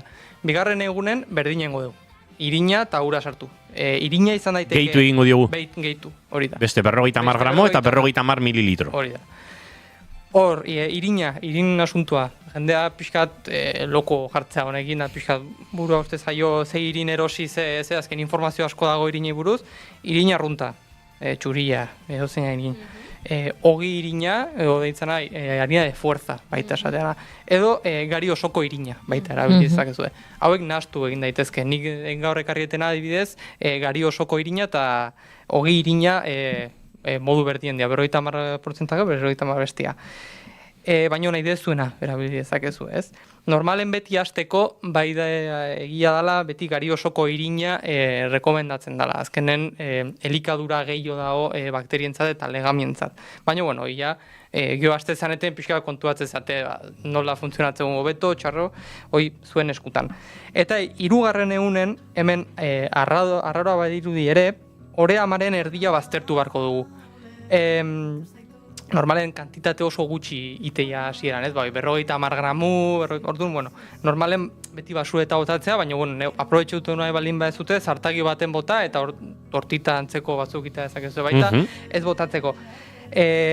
Behin erdia botatakoan, berrize, beste 50 gramu irin, beste 50 mililitro ur botako ditugu. Zertako, azkenen pentsatu behar dugu, oreaman milioika bakteria darela eta milioika legami darela. Orduan, horren erdia murrizten baldin badeu, erdiak ingeatzen baldin bagea, eta elikagai berdina sartzen baldin baieu, barrun gehatzeien legamik eta bakteriak ingo gehiojan, eta gehio aziko dira. Egiten dugu, etxean dagoen jendearen erdia etxetik bota, eta aragi gehiago erosi. Aragi berdina erosi. Hori da, baina... 100 pertsona baldin bazareten etxen... Hori da, 100 pertsonentzako aragi hori 50 jan dezatela sendo goteko. Hori da, sendo goteko. Hau, garai batean, arri jasotzaientzat egiten zen, herri txikietan, nutrizioaren inguruan hainbeste ezkenekinean, edo akaso asko genekinean, ze nutrizioaren inguruan ere zenbat dantza egin ditugun azkeneko hamarkadetan, txuleta bat bestearen gainean jarri, eta parrilan egin, eta goiko txuletak askatzen zuen zuku guztia azpikoak barneratzen zuenean, hori aizkolariak edo arri jasotzaileak herri kiroletan aritzen zen ark jango zuen, eta bestea gainontzeko senideek edo banatzen zuten pixka bat ja zuku hori galdutakoa, hemen ere hortan ari gara, beraz. Lehenengo egunean 50, bigarren egunean gehitu 50, hirugarrenean erdiak kendu, 100 kendu nolabait, eta gehitu beste 100 berriak. Hori da. Holaxe, eta geho ja, urrengo egunetan gehitzen jun. Normalen... Baina ja kendu gabe. Kendu gabe. Hirugarren egunean erdira eraman, gehitu, eta laugarrenean beste beste 200, nahi dezuena sartu. Zen batera biliko zuenen, ja kalkulatuko zuetxen, orduan hor, gehiago sartu. Normalen jendea beti pixka botatzeu, ze azkenen bukatzezu kilo bateko oreamakin, da hori etxen gestionatzea, zaila da. Baina hoi, ja pixkat... baina egintzen ezake abia puntu 20 eta 20 erabili. 20 gramo, 20 mililitro... Pixkanaka jutezea, ez? Iten. oia, behin zuen oreama inda etxen, normalen zuek ogila ine balin bazu etxen, 8 orduz behin elikatu inbarrezute. Bereiz, imaginatu nik inedetela ostirala dela, eta nik igande nakatala konpromezu bat, eta oso ondo gatu nahi dut baiekin, da ogia nik ingot etxen. Orduan, ostiralen, nik itetena, pertsonalki ostiralen gauen, elikatu, gaua temperatura ambienten utzi, kanpon utzi, eta urrengo egunean goiz, ja, preste egongo litzateke erabiltzeko, oreama. Hoi, pixka bat, ja, esperientzia hartzen jute zanen oreamaki, nola erabili, nola zaindu eta dena, ja, pixka bat ezagutzen jute zea, da esatezu, nerea, temperatura honekin etxen dakaten temperaturakin 6 ordutan 8 ordutan, ja prest dago. Ja, pixkat azkenen itea da. Normalen lehenengo aldiz erabiltzezunen oreama ez da ondo ateatzen. Ez da lehenengo, ez da bigarrenga, ez da hirugarrena. Azkenen ni urte da mazkit, eta batzutan ateatzen daizkit ogio batzuk, terrible. Ordu pixka da, jolastea da ikustea, ez? Orduan, behin hori jakinda, itzengo dugu ea noiz den benetan oreamadun ogia eta noiz ez den. Azkenen, oreama izan behar du hartzidura nagusia, eta ez da nahikoa bakarrik etiketan jartzea. Azkenen zure hartzezu ogi baten etiketa, da jartzu irina, ura, gatza, eta gero hastea hor mikatz mejoranteak, kontserbatzaileak, kiston zerrenda, eta azkeneko jartzu oreama, 100 bat. Hori logikoki ez da oreama dun ogila ez. Azkenen esan bezala, oreama izan behar du hartzidura nagusia. Bakarrikan, irina, ura, gatza eta oreama izan behar du etiketan ez. Legami komertzialak gehitu gabe, baino, bai, egia dela, depende ze industrian pixkat produzioa hobetzeko legami esternoak ebai sartze zaizkiola oreama duen ogiai. Horrek, ez du esan nahi, ogia ez dela oreamadun ogia, azkenen bere proportziotan uste dela industrian uste dela 13-14% oreama eduki bardu, hori ez du esan nahi, ez dula portzentaje hori, baizik eta fermentazio hartzidura prozesu hori asko murriztu ala. Orduan lehen hitzein deu benefiziotaz de indize glucemiko hori, gluten predigeritu hori, ez dauka ogi horrek, ez? Hartzidura kontun prozesu hori motela, naturala izan behar du, eta esan bezala askotan ordu edo egunak irautu behar dutena, ez? Gero, zapore dut osaia, ointxo bertan gare ohituta zapore plano batzuk, ez dakala zapore asko gabeko ogiak, ez dakala ez da azidez puntu hori, ez da sakontasun hori, ez? Oso leunak kontsumizito ointxo bertan ogiak. Eta zapore eta usaina dira justiz kontrakoak, ez? Sakonak eta apur bat azidoak izan behar ditu. Jende batzui etzaile gustatzen oreamadun ogia justu horrengatikan, ez? Azidezoi dakatelako ez da garelako ohituak horlakota. Eta, gero azala ikusten baldin badeu, kurruskari izan behar du, oso tostauta izan barra daka baita, eta bere barruan aire poltsiko irregularrak eduki behar ditu. Azkenen juten gandhi bagea lehen esan du bezala supermerkatu batea, bageta erosteu erditika mozten badu, ez daka burbuia barruan, ez daka poltsiko irregularrak, ez doka mami hori, ez? Eta azkenen esan bezala, ez? Biltzegiratzea ogi komertziala baino gehiago irauten ditu oreama honek. Eta hemen esan bezala ekarri dizuet nire oreama, zuentzako. Gaur hemen utziko dizuet. Hau dazka, oreama hone dazka. 8 urte da mazkila. 8 urteko oreama da, nire oreama pertsonala. Eta hemen esan bezala, ez? Ikustei deu nola azkan aire burui irregulartxo honek. Honek esan nahi du bere fermentazio prozesua bukatu dula. Eta ikusi dezakegu hemen baita nola honeaino iritsi dan oreama hau, ez? Esan nahi du puntu honetara iritsi danen, hori izango zen puntua ogia egiteko. Pixkat jetxi dala. Orduan, pixkat jetxian, ikusten baldin batzue pixkat jeizteala, da elikatu behar zuela berrize. Hori esan deuna, azkenen zu jutezea pixkat ezagutzen baita zure ama, ez? Baina... Zure ama, jodetzen ezagutzen. Zure ama. Baita ere. Familia. Familia kide bada. Eta esan bezala, ez azkenen... Nabari da, Landerrek sukaldaritza familiatik bizi eta jaso izan duela, Dena familien gatzea, eta hau nire familiko kide bat ematea da, zuentzako. Zabendu ezazu. Bai, joe. Induko dugu. Eta hau hemen uste dizu ezetzako, eta bukatzeko, azkenen da pixkat reflexionatzeko baita nola dan benetan ogia egiteko prozesua, ez? Azkenen oso egunerokotasunen da produktu bat oso normala, oso ohikoa, baina azkenen lan bat dula atzen, kasu batzutan eguneko lanak, azkenen hontan hemen lan egiteuen pertsonak, ez? Panaderoak eta goizeko lautan esnatzea beraien oreamak elikatzeko, zu guk goizeko 8 gure ogi beroa edukitzeko baita, orduan baita pixkat hortaz reflexionatzeko baita. Aizue, hementxe oreama egiteko eta oreama ogia egin alizateko bidea. Goiuri, guk orain horrekin zein behar dugu? Zain dugu, izena jarri, maitatu. Ez dadila hil. Ikusi, aztertu. Bai, Goiuri oso ondo, baina nigon galdera nik uste gehiago dela abertzainak egingo duen ogia. Hori da. Nik uste, June, hemen zuzarela, trebetasun gehien duena horrelako kontuetan. Barkatu. Zuk norbaite pentsalezak, orain marroia Juneren zat, ez barkatu. Landerrek bere senide, bere familiko kide izan liteken ore ama ekarri digu, eta guk zure eskutan jartzeko pres gaude, dakigulako ondoen zainduko duena eta ogirik onena egingo duena, zu izango zarela. Marronazo de puta madre, o sea. Lander Kornago, mila esker gaur gure horbiltzeagatik, eta baita ore ama hori gurera ekartzeatik, baina mesedez pulamentu egin dezagun. Bai. Izena jartzea lehenengo zago. Oso ohikoa da, orea etxeko fermentazioa izena jartzea. Oso ohikoa. Bauko zu proposamenik? Utzia, zue pentsatzen.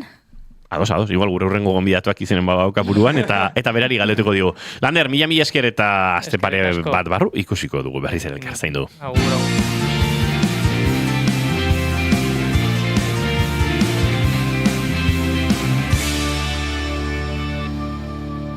Bigarrenak ez direlako beti okerragoak, bigarren kafea.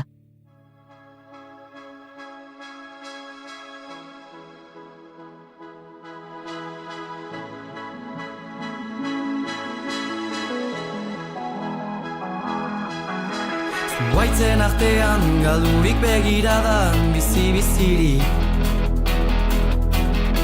Iaik errepide dira aintzina noa, pausoz pauso. Izarrek puntuz puntu osatzen dituzten marrazki eixo.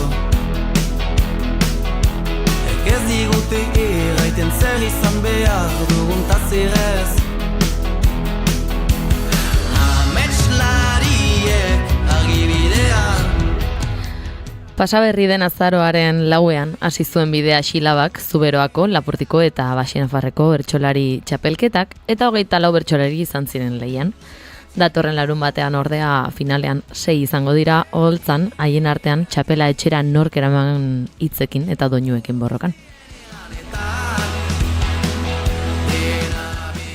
Domintxaine, Ainoa, Ligi, Aierra, Muskildi, Hiriburu, Baigorri eta Bardozen saioak egin ondoren, Euskal Herriko iparraldeko 3 lurraldeetan bertso doinuak kantatu eta entzun ondoren, urtarriaren 31an Donibane Loizunen izango dira finalistak.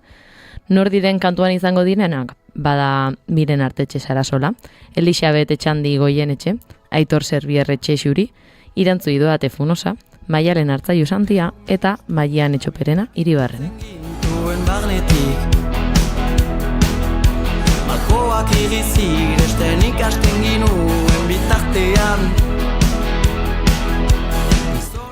Horien artean gazteena Irantzu Idoate Funosa da eta bere izen askorentzat da ezaguna izango bada ere, lehen aldiz lehiatu da Xilaban eta finalean entzuteko plazera izango dugu.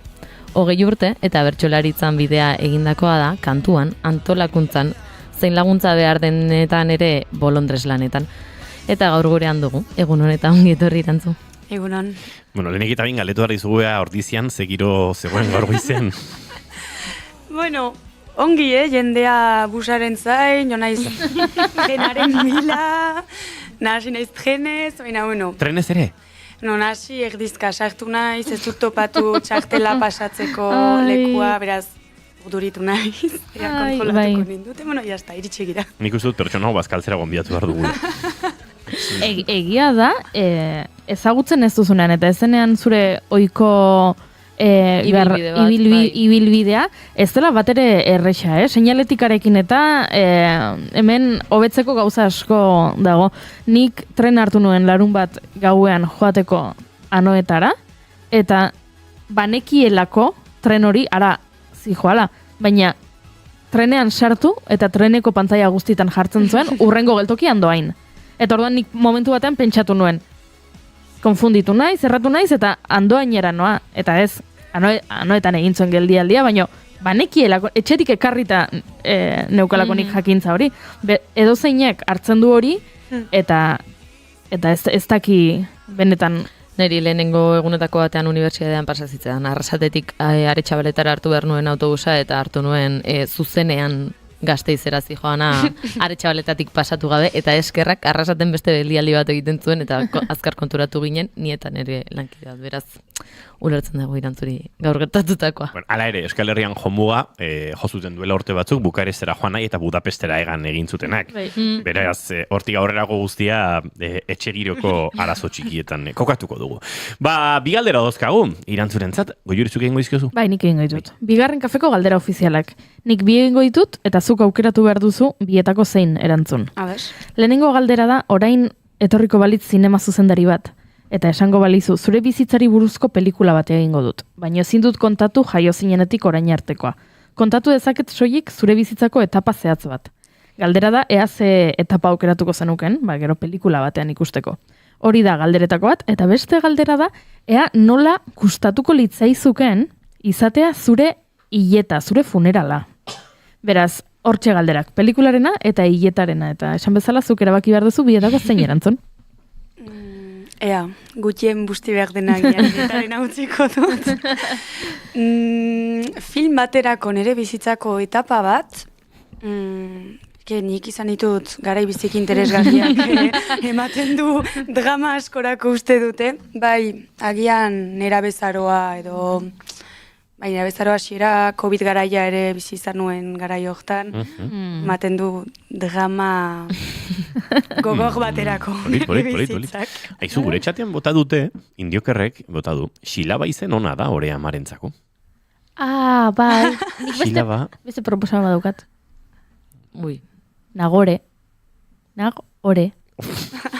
Osondo, Yuri. Nagore. Osondo. Ez da intxarra. Bueno, ez. Vale, xilaba jarriko dugu.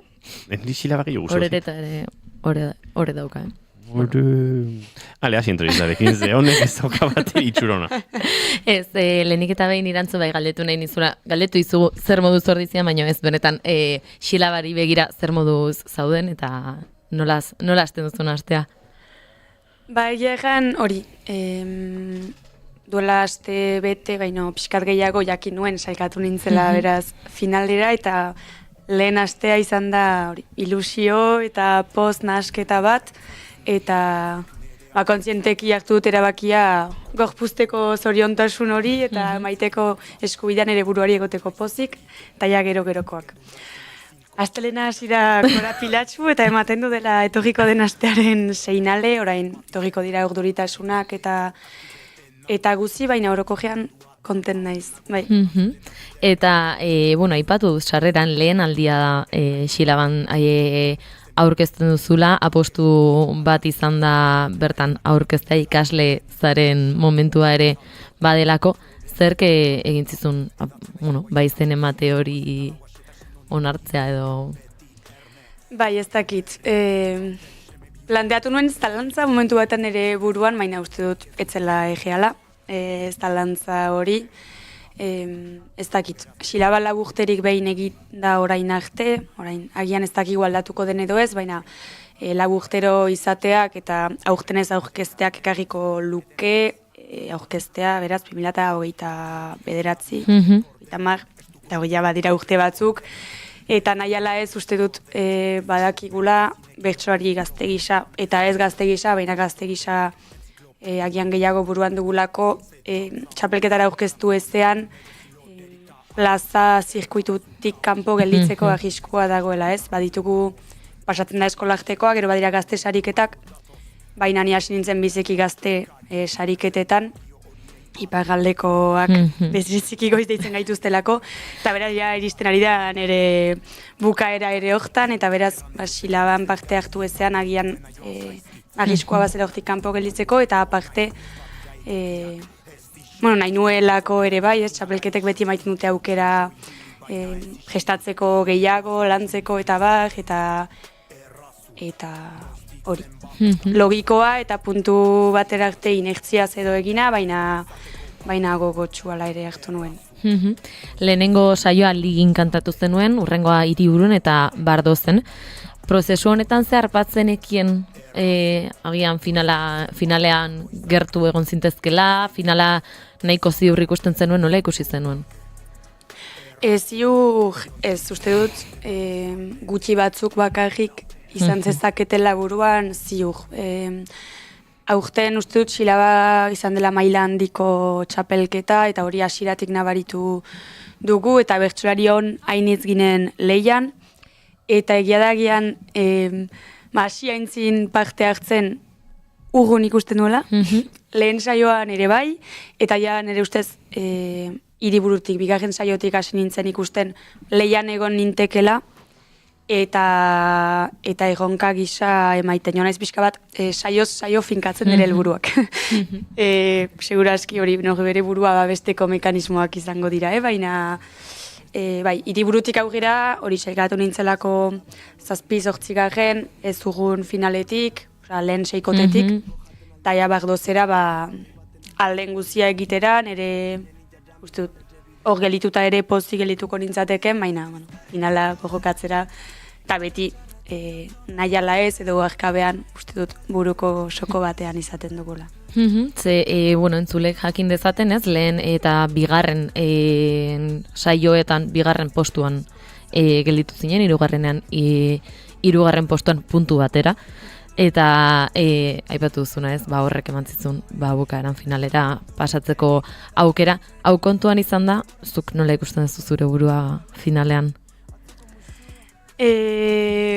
Galdera hilata, maila da, sailkatu nintzen momentuan, pentsatu nuen lehen gauz izan zela egina, finalera sartu gira, eta hemen bukatzen da dena, eta ala ere hori inguruak bultzatuta eta ez guazen alik eta maila honena ematera, eta ja ze fruitu ematen duen, segia da Euskal Herriko txartela ere jokoan dela, eta behin horregon da, albadugu txartel hori eskuratu ere super ongi, egantu dana ez, saio helburuak finkatzen noa. Beraz ez dakit, hori uzut, saio biziki ona izango dela, eta aurre ikusi daiteken sailkapenik ez dagoela, erabat. Uste dut, zaila dela egaitea zein izango den seikotearen sailkapena, eta uste dut horrek egiten dola ere polit final hori bereziki ez, aspaldiko partez ametxek ez du kantatzen, odeik ez du kantatzen, sustregia tarte bat, baina badu hori berezi nik uste finalunek, eta sinetxiraiko nukenik ere leia hortan mugin aitekela. Hori izango nizun, ez da, aurten lehen aldiz denbora batez, txapela buruz aldatuko da, ez delako ametsa aurkeztuko eta ametxek izan duelako azken urteetan txapela etxera eramateko poza edo, eta esan duzuna, lehenengo bostetek eramaten dute txartela Euskal Herriko txapelketara, ez da, ez nagoker. Bai, hori da. Eta 6 pertsonatik, txartel hori lortzeko aukera izango bazenu, poza beti ere. 9 saio izan dira, orain arte, finala aurretik, eta toki askotan irakurri genezake saio guztiak edo dia guztiak aretoak beteta egon direla, ez da? Bai, izan da, lehen saiotik, jo nintzen lehen saioa entzutera, eta ilusio sortzaile izan zen hori, lehen aretoa bete zen, sagerari gabe gehitu zen jendea, eta urrengoak ere gehienak bete dira, eta hor nabaritu dugu entzulegoa gozez zela, bazkenan hori du ere lagurtero egiteak silaba, eta agera biziki beroa nabaritu dugu Ipar Euskal Herriko entzulegoaren partetik, eta gainera uste dut amets ez egoteak ere agian ekarri duela hori gehi belaunaldi gazteak sartu izana, aurpegi berri batzuk, eta bai, nabaritzen zen ilusioa, eta gero beti bezala lehiak pizten duen erakargarritasun hori nahi ala ez, horren inguruan mugitzen delako hainitz, eta bai, hori, gure aldetik nabaritzen da iniz, baina entzulegoaren aldetik ere nabaritu da indar hori eta gogo hori.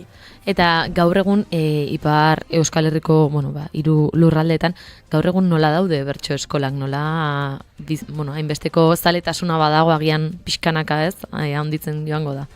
Bai, azpimarratu behar da elkarteak ez, bertsolarien lagunak elkarteak egiten duen lana, bertso eskolak dituzte ikastola guztietan, eta baita eskola publikoetan eta beste gainontzeko eskola batzuetan ere bai ez, agian Euskal mundutik hain hurbilez den jendearen inguruan, beraz hor, uste dut finala ere horren seinale dela, Aitor Elisabet Tani pasagira hortik, eta orain lanean ari diren oraindik irakasleen eskuartetik eganen dugu, eta hori argiki horren seinale da, ez, funtzionatzen ari den metodo baten seinale, eta ari da bereziki gazte eta aurren artean zaletasun hori edatzen eta zabaltzen. Gero agian komplikatzen da gehiago helduen kasuan, bertso eskola finko hainitzik ez da, gaipatu dute hainitzek silabaren aitzakiarekin sortu dituztela edo hasi direla biltzen, baina hor bada hutsune bat eganen dugu, eta gero hala ere, nik entzun dudanez, ari dira sortzen helduen bertso eskola batzuk, ez hainbeste silabako parte hartzaile girenen artean, baizik eta ikasi edo interesa duten hoien artean, leku desberdinetan sortzen ari direla, eta hori ere importantea da, beraz, pixkanaka ari da. Bertso eskola horietako batzuetatik pasada ondoren, zuk gaur egun entrenatzeko nun izaten duzu normalean ohitura edo jotzeko aukera, bertara jotzeko aukera? Bai, komplikatua da, Ni gainera enez bereziki bertso eskola zalea, kostatzen zait disiplina mantentzea. Beraz, silabarekin hartu dut zinez, konpromezu maila bat egango dugu, edo iniziatiba hortarako, eta hor, maibilina ez mugitzen ikuste bestainiz bezala batetik bestera. Bai, azpagnen bertan Aitor eta Naia Saskorekin bildu naizela, lagun minak ditut biak, eta hor, egin dugu, gero Endaian ere bildu izan gira, Kine Zapiainekin, Irati Alkantaria, Josu Txoperena, Aitor eta ni. Hor ere, Donostin ikasten ari naizenez, erdibideko leku bat edo. Eta azken aldian silaba dela eta Oian Aranarekin bildu naiz ere Usurbilen nahikotxo, biziki eskertua naiz, atera izana tartea horrentzat, beraz.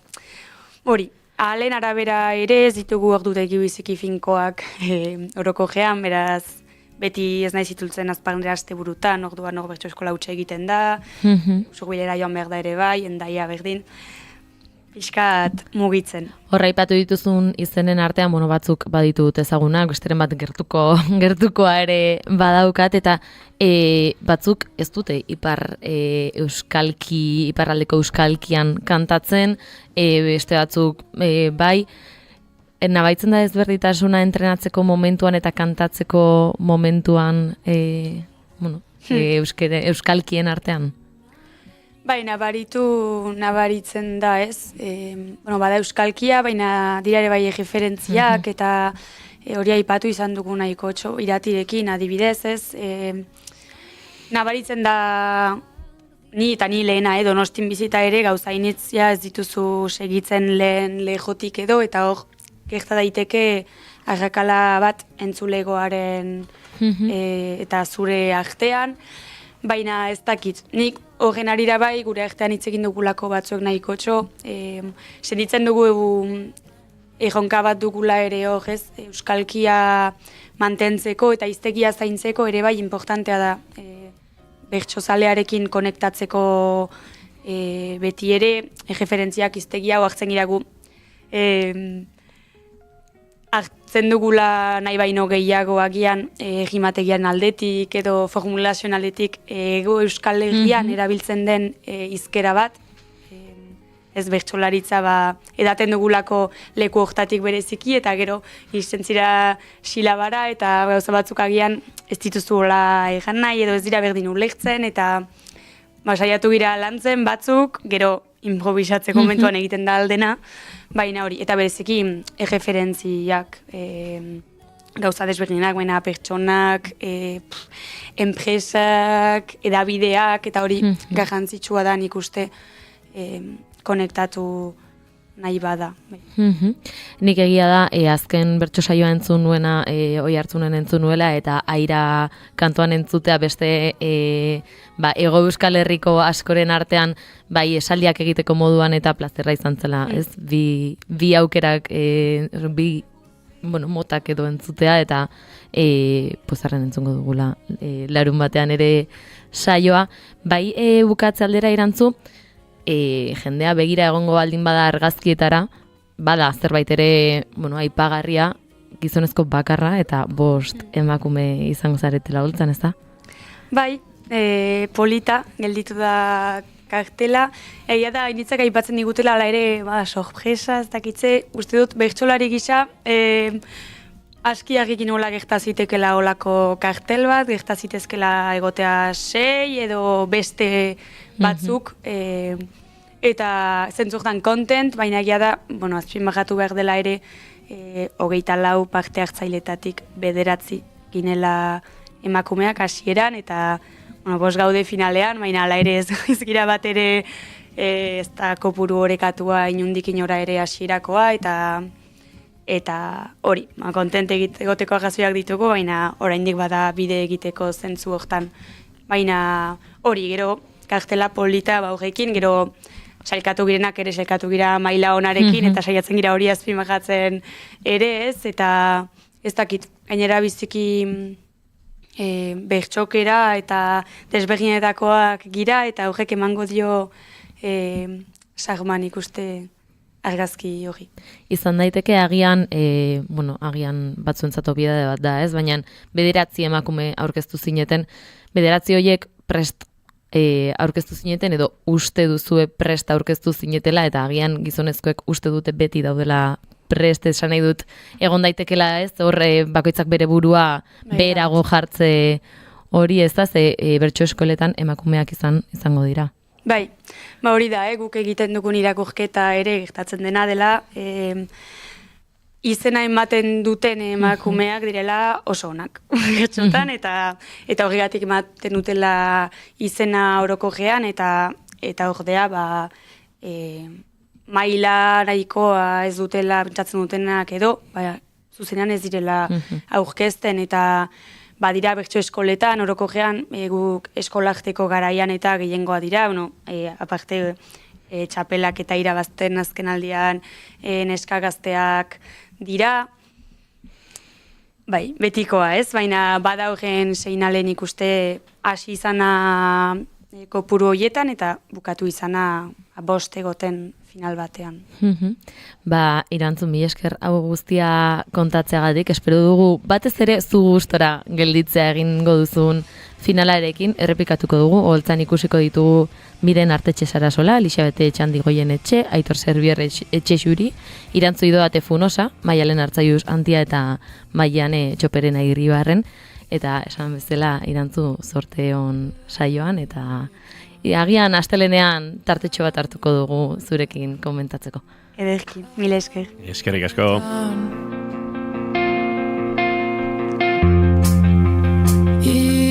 Erantzuleo guk agur esan behar dizuegu segituan, hementxe Indabe taldearen Kristalezko Hiria kantu honekin gaur arratsaldeko 8 da badaban, agur, bira itxiera kontzertu hori eskainiko dute, sarrerarik gabea doan, baina gonbidapena behar duena, eta gonbidapenak dagoeneko agortuta ote dauden, baina azken ordukoren bat ere ez ote den libre izango, hori da dakigun azkenekoa, beraz gaur, astelen buruzurien kontzertuen defendatzaile zareten ontzako itzordua, ni behintzat hor nabil, gonbidapen horien lorpen saiakeran, arratsaleko 8 indabetarrek, disko honekin ez naiz, hementxe aurkeztu ziguten, banoa kantarekin egindako bertsio akustiko horretan, eta hilabete hauetan egindako bide polit eta eder horri amaiera emango diote gaurkoan, lan eta eginkizun berrietan murgildu aurretik eta musika egiten jarraitu aurretik inork ez ezala pentsa agur bat denik, agurritzaren esan nahi oso horretan behintzat, baina guk bai agur esan badizuegu edo bihar arte hobetu esan da, bihar goizeko 10:05 hemen izango garelako zuekin, Junior Romatit Ibarguren, eskerrik asko? Astelenera arte. Datorren astera arte. Goiuri ez izarandia bihar arte. Bihar arte. Eta zuek entzuleok plazer baduzue, guk bihar goizeko 10:05 kafe 2 edo 3 hartuko ditugu. Edo 4 behar direnak, asteari behar bezalako energia jartzeko. Gozatu kristalezko iria indaberen diskotik, gaur azkeneko minutu hauek egiteko konpainian utziko zaituztegu. Bihar arte ondo izan, aio!